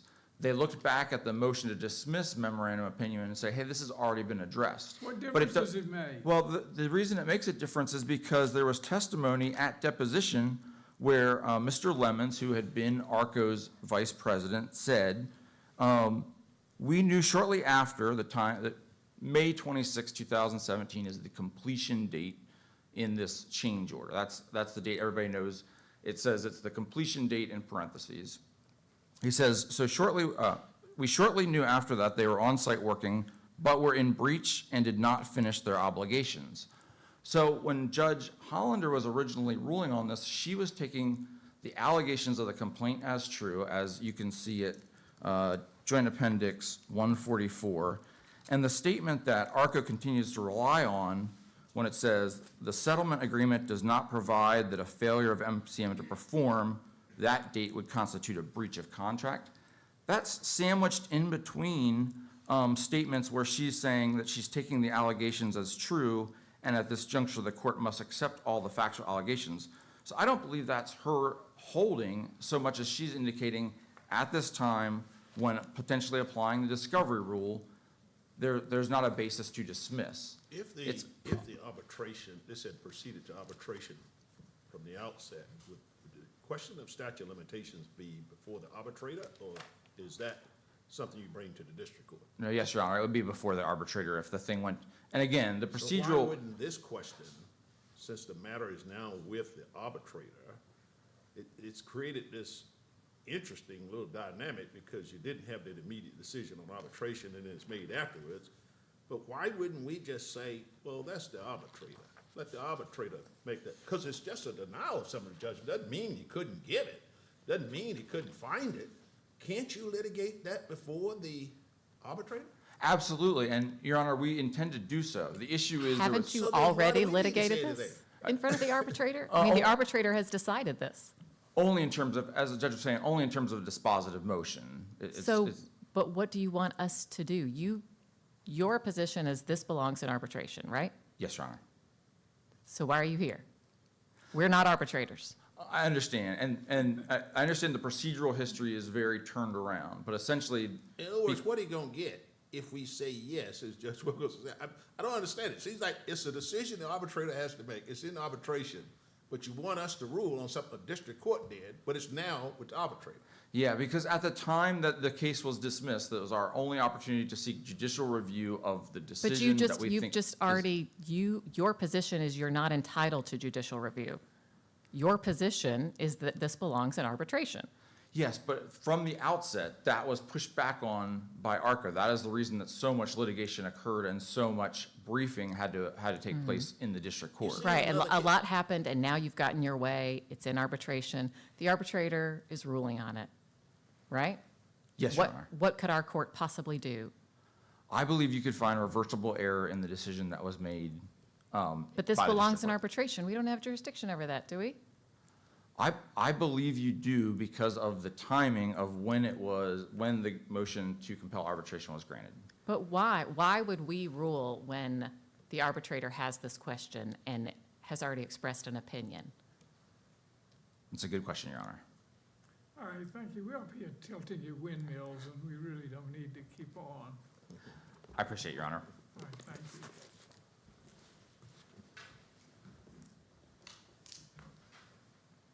Counsel, you've heard the court's questions. Do you have anything that you wish to add? I have, Your Honor. Good morning, and may it please the court. My name is Eli Robbins. I represent the plaintiff in the underlying case, ARCO National Construction. I agree with everything the court has previously said. We shouldn't be here. If the court has any questions, I'd be happy to answer them. Otherwise, I'll sit down. Judge Wyndham? Thank you. Thank you, Your Honor. We'll come down and read counsel and then proceed into our final case.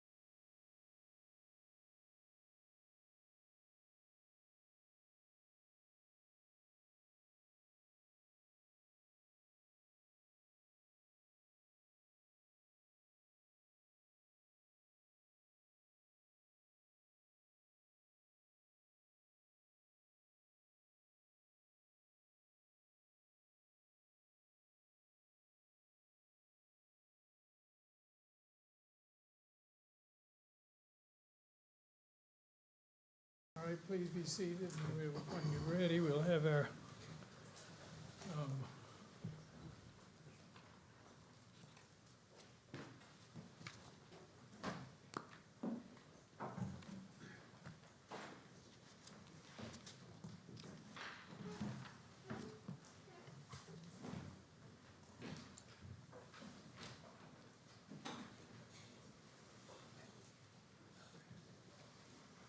Mr. Chen.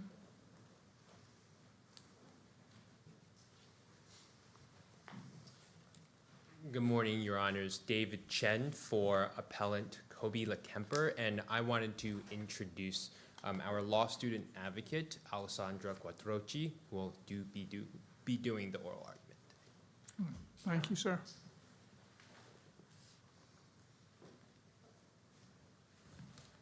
Quattrochi, it'll be a pleasure to hear from you. Thank you, Your Honor. Good morning, Your Honors, and may it please the Court, Alessandra Quattrochi for appellant, reserving 5 minutes for rebuttal.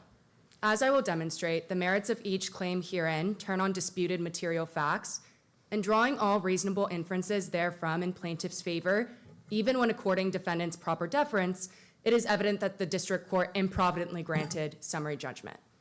I'll begin by discussing why the retaliation claim is best suited for decision-making by a fact finder. Then I'll turn to how the district court misinterpreted the scope of the legal speech ban claim, and I will end by discussing the theory of liability implicating Mr. Ishii on the mail mismanagement claim. Beginning with that retaliation claim, this court set forth the prima facie case in Martin versus Duffy, and it's a fact-intensive inquiry that makes it such that this decision wasn't primed for summary judgment. We know for one that You're defendants— talking about the retaliation in the sense that there was a denial of the plaintiff's special draw? Yes, Your Honor. The denial of the special draw is what we assert it constitutes the basis of the retaliation claim in that it was an adverse action taken by defendants against Mr. LeKemper on account of his exercise of his protected right to litigate against NCDAC. And so while defendants don't contest that he was exercising a constitutional right, they do contest whether that constituted an adverse action, that denial. And we would state that, in fact, it does. Why would this be, I mean, what are we talking about here? We were talking about, you permitted to exercise your special draw request because you filed something like 10 more grievances. And in order to file those grievances, you would have had to be able to exercise your special draw. Well, Your Honor, the special draw policy is for an incarcerated person to retrieve funds out of their trust fund account. Well, I understand that, but in order to file these grievances, which seem to be the focus, you would have, the point is, in order to file them, you would have had to have to exercise the special draw request. And the special draw request would have to be granted. That's correct, isn't it? Your Honor, that's not my understanding of what the special draw request is used for. My understanding would be that the grievance process is entirely distinct, and the special draw request is used for something more akin to buying a magazine from an outside seller or buying books, and in this case, contracting the services of an independent paralegal service. And so, but I take your point that Mr. LeKemper could have maybe on another request under the special draw policy received an approval from Defendant Owens, but of course it's the fact that in this case, Mr. Owens denied the request because he was alerted to the fact that Mr. LeKemper was using these funds to litigate against the correctional facility. If all these other special draw requests are granted, then where's the retaliation? Well, for one, Your Honor, on the record at page 151, we know that Mr. LeKemper actually wrote that the purpose for this special draw request was to litigate against NCDAC, and there's nothing in the record to suggest that on other special draw requests, he was also litigating against NCDAC. So we know that, for one, Mr. Owens had knowledge of the protected activity. There's a causal relationship in that there's a temporal proximity to the denial and the request. It was almost instantaneous when Mr. Owens chose to deny. But if you're still getting the books and you're still filing the grievances and you say there's a good chance that other special draw requests were granted and everything, I mean, I don't really understand where the retaliation is. And I don't understand exactly what the retaliation motive would be because if they were interested in retaliating, what they would want is they would not want these grievances filed against the prison. That's the one that hurts them and pinches them. They don't want to be under the gun with respect to these grievances.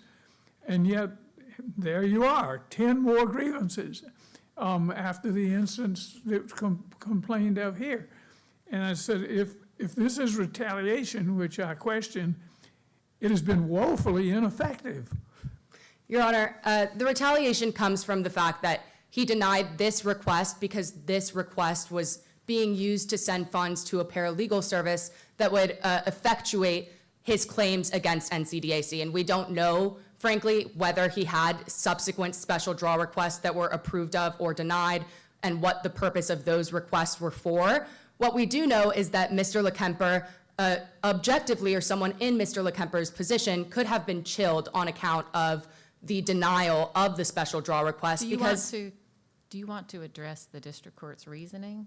The district court said this was a de minimis inconvenience because he was alerted to the problem with his draw request, and he could have corrected that problem and filed another one, that it wouldn't deter a person of ordinary firmness, just like it didn't deter him. Your Honor, yes, to that point, we know that the adverse action standard is a relatively low bar. This court has acknowledged adverse actions and denials of discretionary benefits in Constantine and Suarez. This is much akin to that. And to your latter point about whether he could have resubmitted the special draw request, for one, the retaliation had already come to fruition by that point in that the adverse action had already been taken. And to the latter, Well, his request had been denied, but he had also been told how he could fix it, and his lawsuit was still ongoing. yes, Your Honor, he had been given several justifications that were vague and actually not substantiated by the rules of the policy, which we have on the record starting at 146. And so it's not clear upon this record that if Mr. LeKemper had resubmitted the special draw, it would have actually been accepted. In fact, on the special draw request. It's not clear it would have been denied. I mean, there's a problem here about the request not even containing proper documentation. And I don't think the question here, you frame it as an adverse action question, but I think the real question is there any retaliatory motive? And the Judge Rushing points out you've got an obligation here on summary judgment to indicate that there's, to prove or to indicate that there's a genuine issue of material fact. And when you say, if we had provided the proper documentation, there's still no guarantee that it would have been granted. But there's still no guarantee it would have ever been denied. So all you had to do was find the proper documentation, then we can see if it's even been denied. And then I'm having problems seeing how this is so retaliatory when this person is off to the races with with all of these different grievance proceedings, which he has a perfect right to file. And I don't, I don't begrudge him that at all. And he seems to be a very knowledgeable fellow, and so he could have conformed to the procedures here and had the request granted.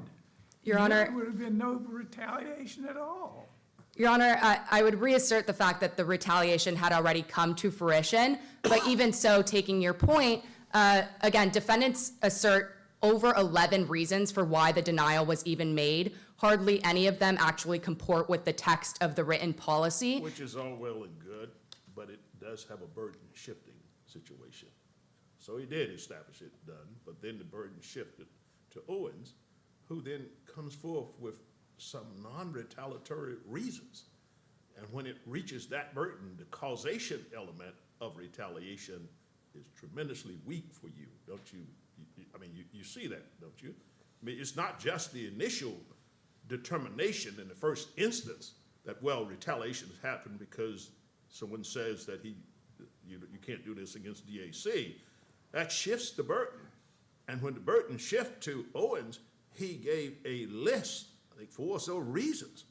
Once you get that list, then it becomes a basis for the court to make a determination that, hey, this is not sufficient for retaliatory conduct.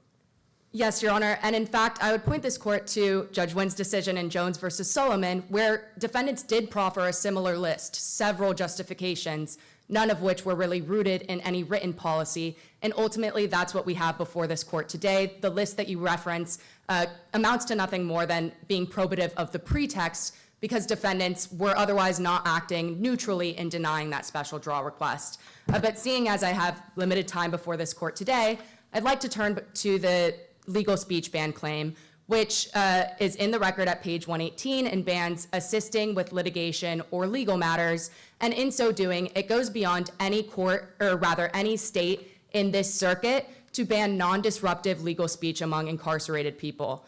And Is there any prison department in the country that has one like that? I know you don't have one here. Virginia has a rather restraining one, but I don't know of another one that has an absolute ban on it. Or is that?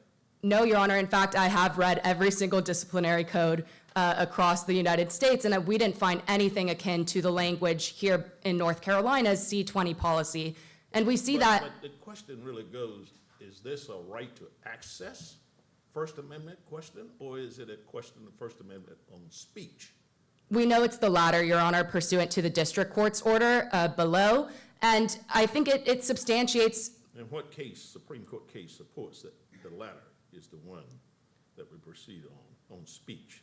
Well, Your Honor, we know that under Shaw versus Murphy, there's a right at least to have the Turner test applied to communications among incarcerated people about legal natures or legal matters.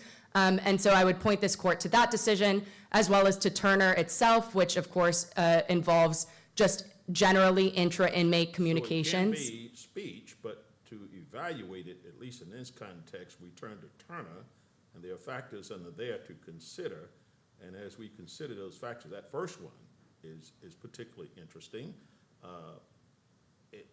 Elucidate on that. Yes, absolutely, Your Honor. The first Turner factor is ultimately the touchstone of the test. And here we see no real logical connection between defendants' purported penological aims and the policy as it is written. But we give a lot of deference to the Department of Corrections. Yes, Your Honor, but the deference is actually just baked into how that Turner test operates. Of course, that's why we only apply Turner in the carceral context. Well, I don't know how we get around our earlier decision in Capital Association versus Stein. Because that said that unauthorized practice of law was a perfectly constitutional enactment. And we have also the part of the Turner test is the rationale and the strength of the state's interest with respect to the particular regulation involved. And when you look at the Supreme Court's decisions in Shaw, and I think that it's really important to follow that, you have a situation where the Supreme Court is pointing out that the prison law clerks can be detrimental to prison discipline, and that they could set in motion a situation where in order to receive legal assistance, one has to fork over contraband of a certain nature. And in addition,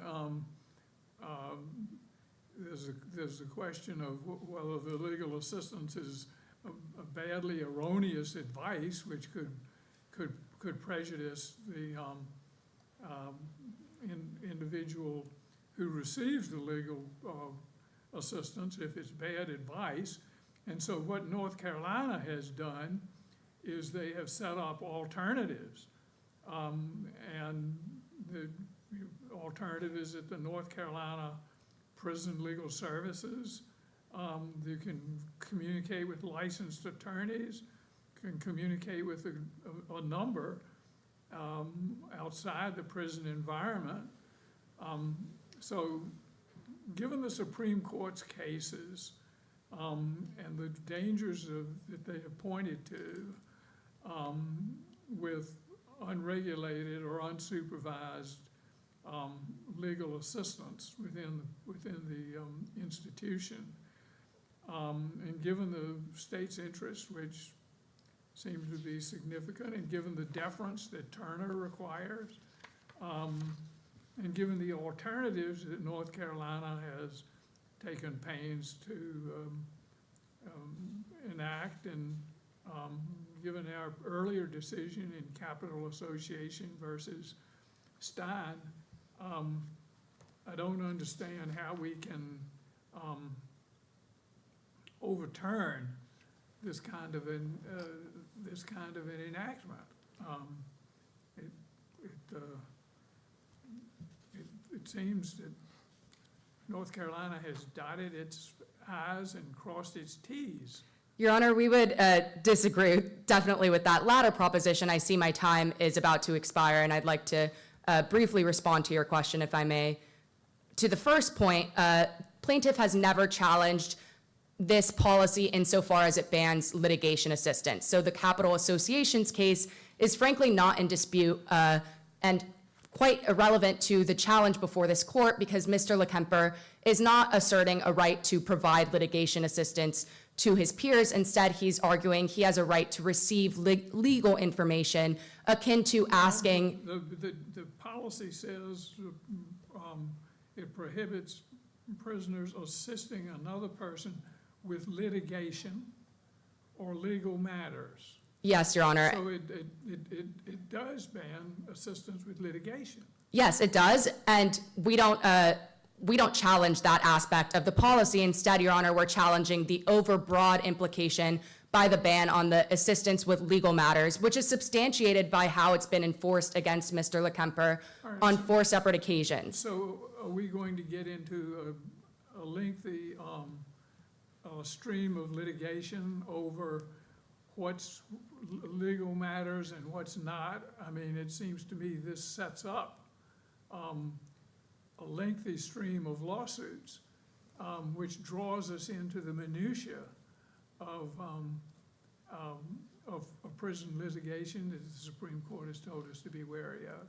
We would disagree that that would be a concern, Your Honor, because of course, if defendants are able to posit that this policy only extends to banning litigation and the provision of legal services, which the policy otherwise accounts for in banning all violations of statutory code in North Carolina, then we wouldn't be here before this court today. What we're concerned about is an overbroad application of the policy against Mr. LeKemper. We're going to be litigating till the cows come home with respect to what is assistance with litigation and what is not, and that is not that can be a very fuzzy line to draw, and as a result, it seems to me that the interpretation and enforcement of this particular policy is going to lead us into the kind of minute administration of prison, of day-to-day prison administration that the Supreme Court has told us to be a little bit cautious of. Your Honor, we don't foresee that happening before this court. Instead, I think what would be more likely is that prison officials will have to make the call on what constitutes litigation assistance or legal matters, but there's nothing in the record to suggest they're not fully equipped to do so. The simple answer is no other state has it, no other one has it, and that has not happened. That's really your simple answer. Yes, Your Honor. You're going back and forth on this, but nobody else is doing it, and none of that is happening. So that sort of ends it. Exactly, Your Honor. What's the evidence on the record about what's happening in the other states? As far as, The terrible consequences. Your Honor, there's no evidence in the record about any Whose of. burden is it to put in evidence showing what would happen if North Carolina didn't have this policy? Perhaps plaintiff's burden, Your Honor, but of course, we weren't counsel of record for plaintiff at the lower court. He was proceeding pro se So and you've had very limited acknowledged- discovery. I guess I thought you were challenging the policy as it's written, but it seems like you just said we're not challenging, or Mr. LeKemper's not challenging, the prohibition on assisting others with litigation. Is that right? Yes, Your Honor, we fully So- concede that UPL is a valuable, or rather rational policy for defendants to have. But anything beyond that is where we get into the weeds of an overbreadth concern. So you're acknowledging that under the first Turner factor, the state has a legitimate policy, it has a legitimate reason for the policy, and banning assisting others with litigation is a legitimate way to go about enforcing or protecting that state interest. Your Honor, the dispute there would be that defendants already have a policy outside of C-20 that bans UPL. Well, So that's why. They don't, they have, you say it's illegal in North Carolina for anyone to engage in the unauthorized practice of law. But let's assume your average prisoner may not know everything in the North Carolina code, and it might be helpful to have an additional policy that sets out, hey, you're prohibited from assisting each other with litigation, right? So I take your point that anything that is on top of North Carolina law is in a sense duplicative, but surely saying you're prohibited from having controlled substances, for example, duplicative of North Carolina law. No one can have them even outside of the prison, but totally rational for the prison to have this additional policy. So it seemed to me just now that you're acknowledging there is a legitimate state concern, and that this is a policy prohibiting assisting each other with litigation is a legitimate way of going about it.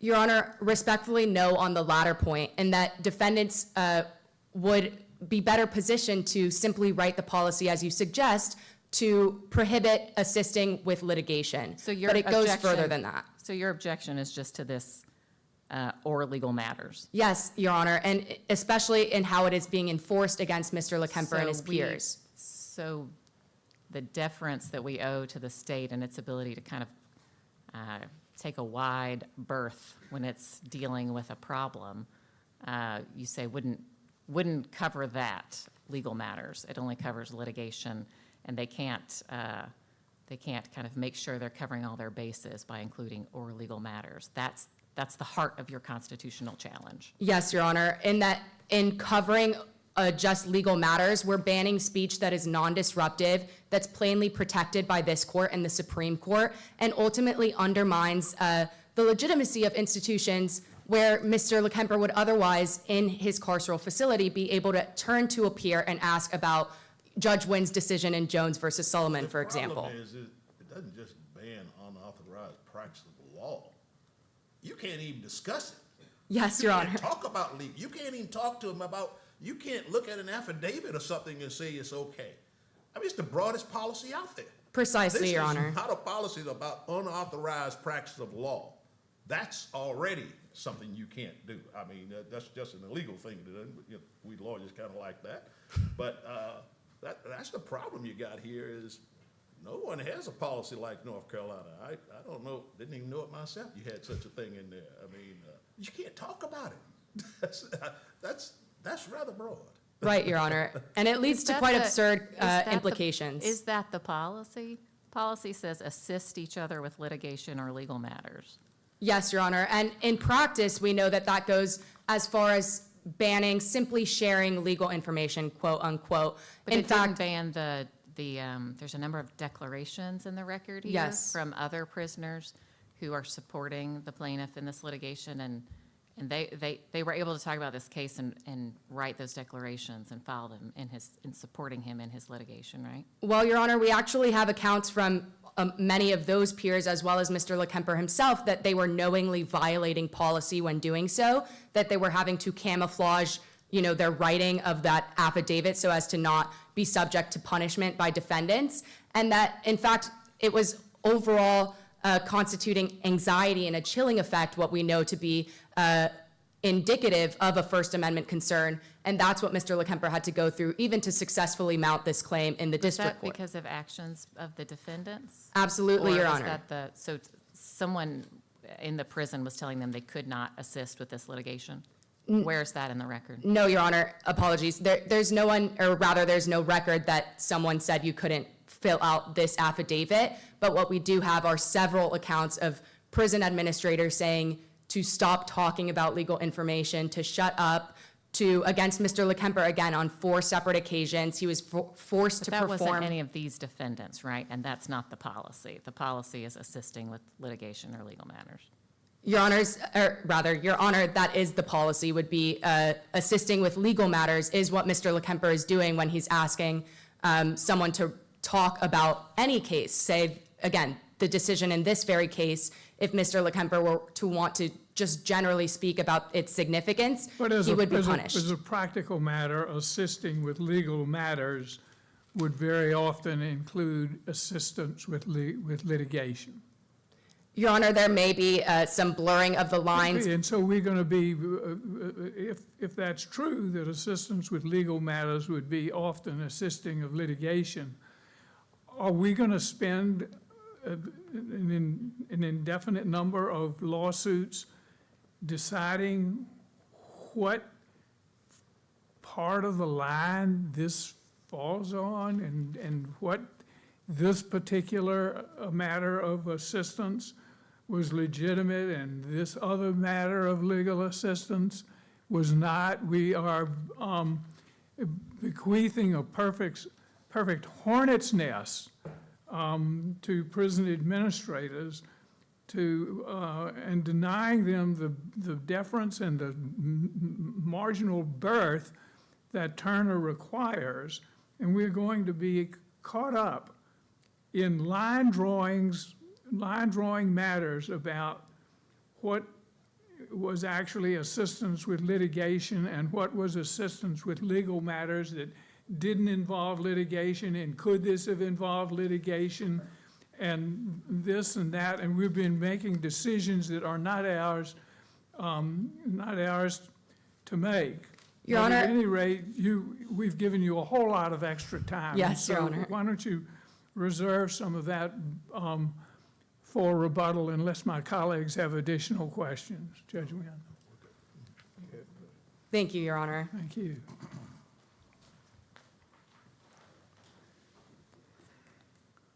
Mr. Ray?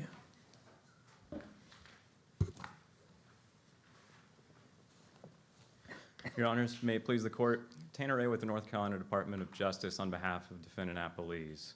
We respectfully request this Court affirm the District Court's grant of summary judgment in this case for the following 3 reasons. First, Mr. LeKemper failed to fully exhaust his administrative remedies prior to filing a suit on the issue of the legal assistance policy. And even if he were to have fully exhausted those remedies, Mr. LeKemper does not possess a First Amendment right to act as a lawyer on behalf of his fellow inmates, which is all that the policy prohibits. Where'd you get that from? I'm sorry, Your That's Honor? not, where'd you get that from? That it just says he can't act as a lawyer? Well, that's simply in the definition of what Read it. constitutes Read it. legal Tell assistance. me what the policy says. Certainly, What does that's it say on- is limited to him practicing as a lawyer. No, it doesn't say it's limiting practicing as a lawyer, Your Honor. The policy on page 140 specifically says prohibiting assistance with litigation and legal matters. And this is, Which means legal matters, what's that? legal matters would be synonymous with what the UPL refers to as legal work. And so that would So if be, you talk about a case that was at this court with someone, is that assisting with a legal matter? no, Your Honor, no. What it might Really, prohibit, is it? it might be. Maybe not for a lawyer, but what about, this is not written for lawyers, this is written by prison officials. Is there not any evidence in the record of how it actually has been applied there? In a way, no, not formally, Your Honor. What Mr. What about the LeKemper, informal way there?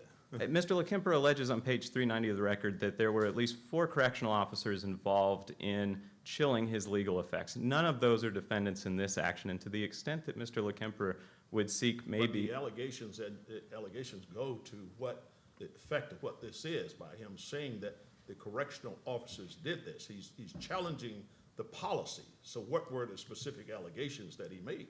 so the specific allegations, Judge Wynn, is that Mr. LeKemper is feeling that he can't, as you say, simply talk about these He's being legal issues. chilled.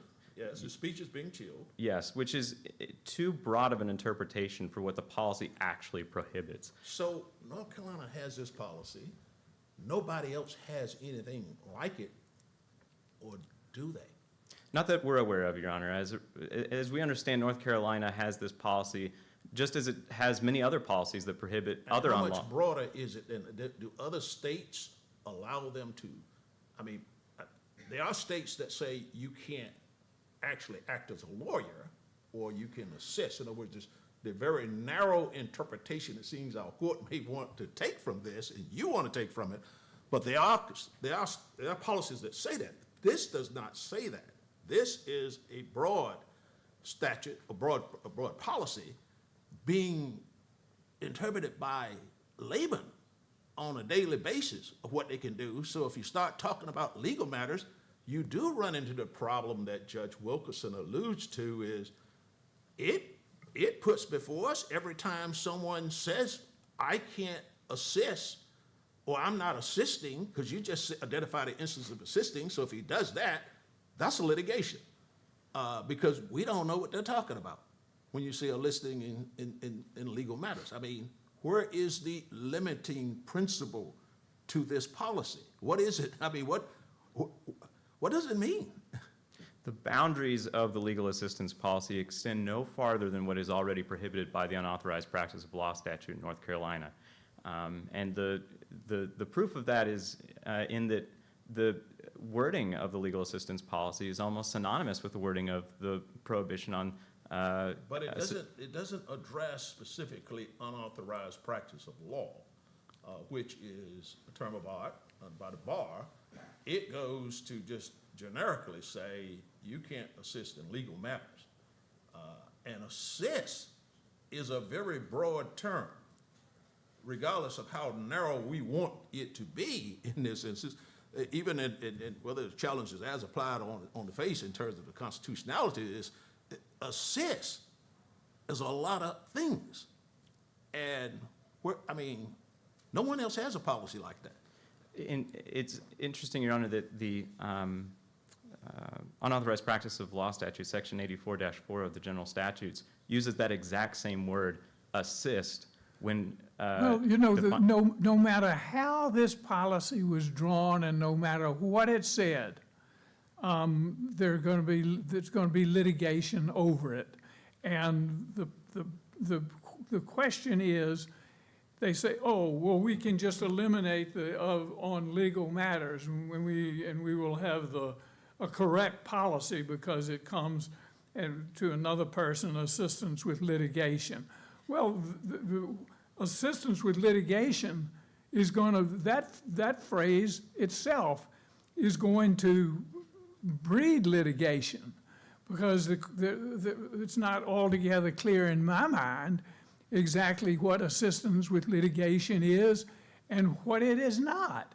That's not going to be clear. There is no policy you can draw that would not have some dispute over the terms. And the question is, under Turner and subsequent cases, which are leery of the inmate legal assistance and the possibilities of abuse in terms of it being a bartering mechanism for contraband.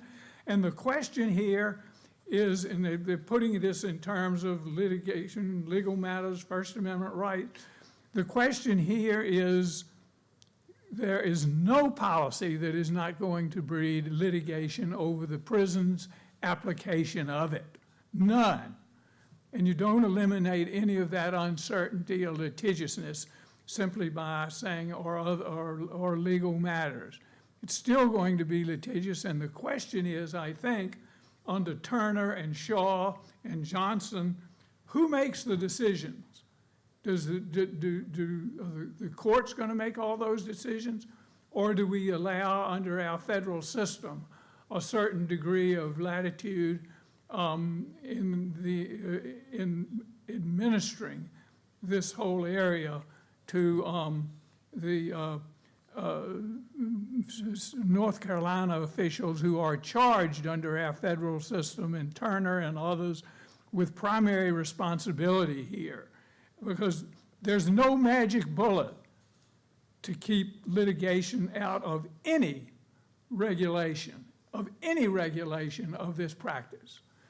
And there's no perfect policy that can be drawn, and if that is the case, then who gets to implement and make these day-to-day administrative decisions? The courts or the prison system? And those are reasonable questions, Your Honor, and to the extent that correctional officers themselves may be misapplying this policy to inmates, the inmates themselves would then have an opportunity to litigate that matter against those individuals in their individual capacity. But isn't that true with regard to Virginia, South Carolina, Maryland, and West Virginia? In terms of how wild it's going to be to not let them have this policy, all this litigiousness is going to happen. It would seem plausible to me if everybody else had it and North Carolina didn't or wanted, then maybe there's something to be said there.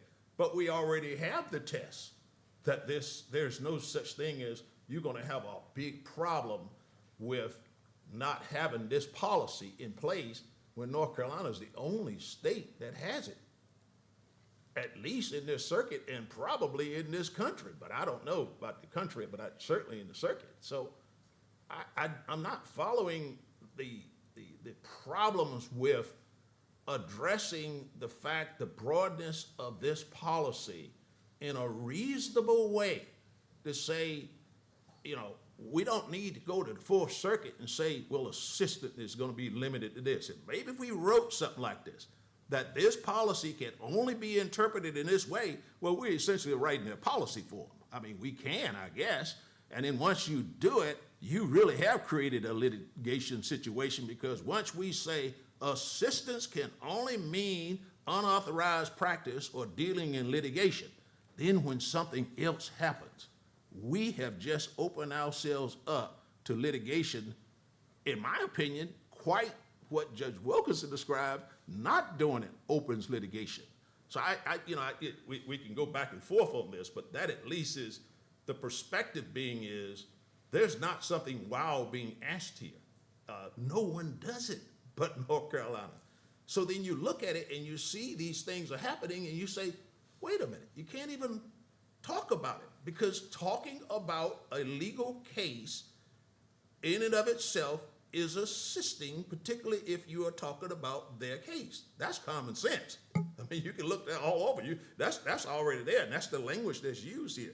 These are not lawyers, in which or the Bar Association determined that the sanctions for that is you can't practice unauthorized law. You didn't have a bar type thing. This is internal prison settings where individuals, this alternative basis of being able to get some help, they don't have any money. There's a limitation on how much prison legal services can help you there. A lot of them had shared type situations. Probably one of the best crucibles for knowing about legal stuff might be there, because they all have criminal issues. They've all had trials, and they can't even talk about it. You can't even, discuss what's going on with cases here, or saying, well, in your case, it seems very similar to my case. And I had this happen in my case, and you had it there, but I don't understand it. And then you said, I did this. That's assistance. And then you got a problem there. So it's a very broad policy. And we can talk ad nauseum about, all the horrors that can happen to it. But it comes down to, in every case we get to, we don't narrow interpretations like this. We don't do this. We don't look at assist and say, well, that just means this specific type of assistance, and that's it. If we do, that's all well and good, but we need to do it in every case. And so I think this is much broader than what it is being represented here today. But if you think not, you are now invited to respond. And I do not, Your Honor. And there are certainly many procedural landmines associated with, the court and separation of powers issues, but this court doesn't need to get to that. Simply, the court needs to address the exhaustion issue. And here, there's nothing in the... The question here is whether North Carolina can act prophylactically. And it is a very broad step to say that there's no avenue of prophylaxis that is open to North Carolina. North Carolina can take cognizance of the fact that the Supreme Court has said that there are dangers with this kind of prison assistance. In other words, in return for discussion of this or discussion of that, I want I want some kind of contraband or whatever. And the question is, North Carolina can take cognizance of those dangers and act prophylactically to try to prevent them. And the Supreme Court has pointed out the dangers of it, and the question is whether we're going to yank the leash so tight, that North Carolina cannot act preventively and prophylactically to head off some of the dangers that it sees within its system. And the idea that, that North Carolina cannot be by itself, innumerable justices have said that an individual state by itself can enact a policy, and in many cases, that's what the laboratory experimentation at the heart of our federalism is all about. And if every state was required to conform specifically and precisely to every other state, we'd have no federal system. And the question is whether under Turner, North Carolina can head off dangers that it not unreasonably perceives. That's correct, Your Honor. And we've seen instances in which inmates. How is it correct? If you're saying dangerous, and you just saying it, that they're dangerous, there's all kinds of extortion, things can go on, but nobody else has it, and there's no evidence put in this record to show, which the burden in terms of being able to get that first Turner factor is it needs to come forth and say these things are happening, not just we are protecting ourselves from security. You're dangers that are gonna happen from this. There's a lot of conclusions, but there's no evidence. And the fact that there's no evidence even within North Carolina, yes, a state could bring evidence for itself to say, we're not like Virginia, we're not like South Carolina, we're not like West Virginia, we're not like Maryland. We have extra consideration. That's there, but that's not in the record. And there is no evidence, no indication that these horrors have occurred in states that do not have this policy. It's made up. There's nothing there. It's something you want to say, and it sounds good. It's very conclusory that there are horrors that will happen, and it's like contraband. This is not contraband. This is just discussing a legal case. And no other state has it, and those horrors have not occurred there. So how is it that North Carolina is so unique that the state of Virginia, state of South Carolina, state of West Virginia, and Maryland, they haven't enacted a policy like this because there's no horrors. If it is, who knows of it? Where's the evidence of it? But North Carolina could have it to itself. But what is the evidence that North Carolina presented that there are such horrors beyond perceived and perhaps and could be? Where is it coming from? What is it? And as the U.S. Supreme Court case of Thornburg made clear, Your Honor, that under the Turner test, North Carolina is not required to proffer some issue that it's had with. It can simply say it, is what you're Well, saying. when we're talking about evidence, there's no evidence that these problems don't exist. And we don't have a telescope into what's going on within prisons. And he says there's no evidence that this parade of horribles has marched forward, but there's no evidence that these problems are not problems within a prison system, because we're not familiar. That's the whole point. We're not familiar with the administrative problems that prison officials are familiar with. And I do not like the interpretation that our federal system prohibits a state from going its own way and experimenting with what is best for it. Our states are unique. They have the right to adapt policies that they perceive to be tailored to their specific situations. And time after time, the justices have the Supreme Court, including some of the most eminent members of it, have said that one state is not obliged to act in conformity with all others. And that's at the heart of our federal system, and the question is very simple, whether we've provided a certain deference to prison officials and the executive branch in these kind of situations, or whether we don't. And I can promise you that no policy is going to be foolproof, no matter how much you try to make it so. Yes, Your Honor, and that's a great deference that should be afforded to prison administrators. And briefly, on the issue of retaliation. But it's a constitutional issue. And the Supreme Court has said that prisoners have a constitutional right to speech. That's the problem you got. It's not a federal state issue, it's the Constitution. We are all under the United States Constitution. And that is the question to us, not trying to see which state can do this. We've got all kinds of stuff that's going on that's taking power away from states. I agree. We got some problems there, but this is not such a case. This case is a constitutional issue.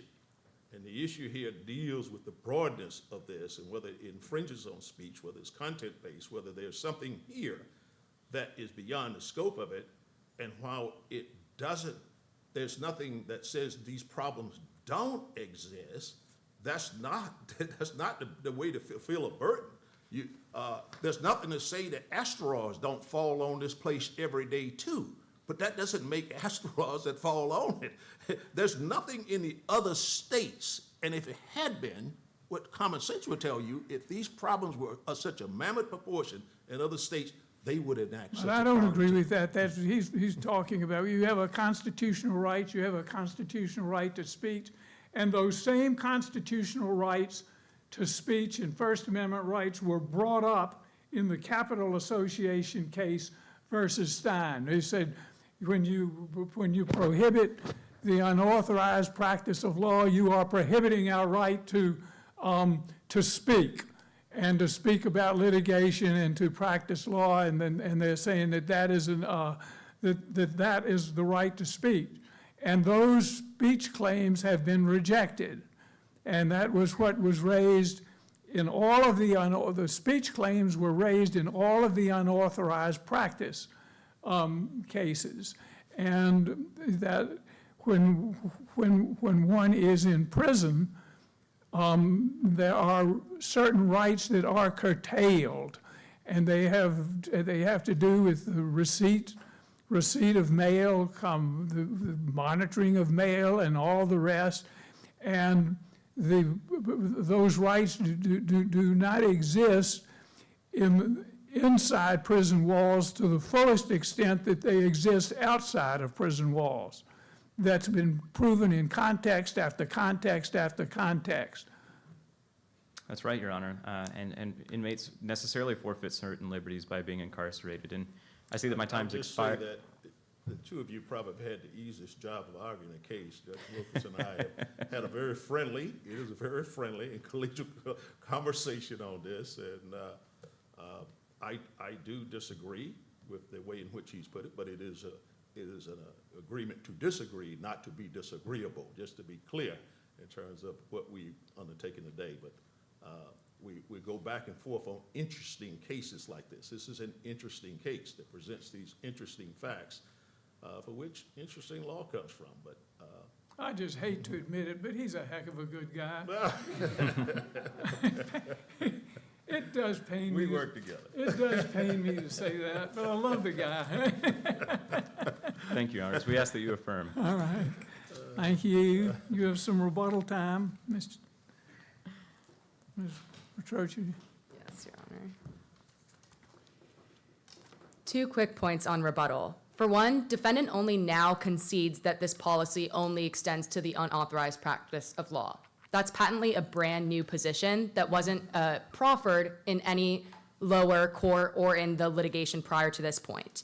But if defendants are willing to suggest that this policy can only be said to apply against the unauthorized practice of law, then again, plaintiff has no problem with that policy. We would ask this court. We'd like us to write an opinion and say, well, this policy only practice, it's very narrow. We're going to rewrite this and say this is just unauthorized practice of law and define what that is, and you'd probably be happy with that. Yes, Your Honor. In fact, But that's not their policy. It'd be our opinion. well, Your Honor, that's not their policy as we read it, or have been reading it. But of course, defendant has just proffered that is their policy. So to the Has extent, there ever been any case that's been brought because someone is simply discussing a legal matter that is unrelated to litigation? Your Honor, this is that case, I think, in that Mr. LeKemper was someone who was discussing legal matters unrelated to litigation and has been on several occasions punished for it. So if defendants want to suggest that, I'm going to have to see the record on that point. yes, Your Honor, it's on page 390 in Mr. LeKemper's declaration, as well as in the complaint on page 24. His disciplinary history did not include any citations for violating this policy. He seemed to declare maybe he was threatened with discipline for violating the policy, but he was never actually cited for violating this policy, was he? Yes, Your Honor, he was never formally cited, but he was otherwise punished and also threatened with formal citations if he were to continue engaging in this behavior. So there hasn't been a conclusion by any prison official that he has actually violated this policy? Well, Your Honor, I would disagree. So insofar as Mr. LeKemper has been cited for, or rather punished for discussing legal matters, and that was the result of a conclusion by a CO stating that that's the conduct he was engaging in that was prohibited. You've raised this as a facial challenge, have you not? Your Honor, we raise it both facial and as applied. Well, it might be more persuasive if you had, I know you say, well, no, this case is an example of that, but it might be more specific, it might be more persuasive to me if the case that was brought had a concrete example of someone who suffered some sort of sanction or whatever. I mean, you say, well, he did, but it would be, I think, more persuasive if I saw someone who had just discussed legal matters, and the case was brought against them for legal matters unrelated to litigation. I'm not sure that what you're saying is in general terms, but I haven't seen the as-applied challenge fleshed out. I've seen it mostly, most of the firepower has been directed here on the facial attack.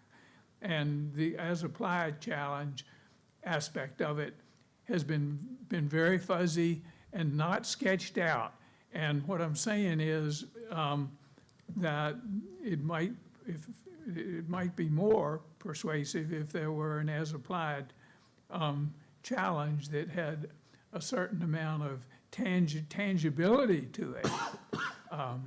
Your Honor, I think that tangibility comes in the record at page 390 and from pages 395 through 418, where we see specific instances referenced. I would also remind this court that Mr. LeKemper proceeded pro se in the district court, and I would emphasize your point, Your Honor, that there is substantial concern over, at the very least, the facial challenge to this policy. And as Judge Nguyen pointed out, this goes, again, beyond the unauthorized practice of law. If defendants are willing to concede otherwise, then we would ask this court to issue a declaration to that point, such that the as-applied concerns that Mr. LeKemper has faced won't again come to fruition.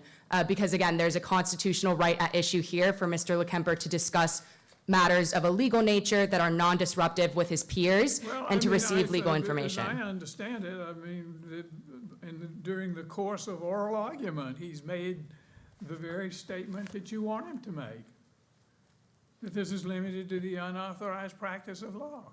Your Honor, but he hasn't applied the policy that way against Mr. LeKemper or his peers. So we would instruct this court, or rather ask this court, to offer an instruction to defendants such that they can't continue to punish this kind of behavior that actually benefits carceral facilities by sharing legal information that's valuable for incarcerated people to have. And we ask this court to reverse. Thank you. Thank you, and I would like to appreciate the courts, to tell you that the court appreciates your services, and I think you've done a fine job. Thank you, Judge And Wilkinson. and we're glad to have you here. I appreciate it. Thank you, Your Honor. And I'm sorry we didn't give you a whole lot of time. A whole lot of time to argue, but we appreciate you being here nonetheless. It's a pleasure to have you. We'll adjourn court, and we'll come down to greet counsel. Thank you so much. This honorable court stands adjourned until tomorrow morning. God save the United States and this honorable court.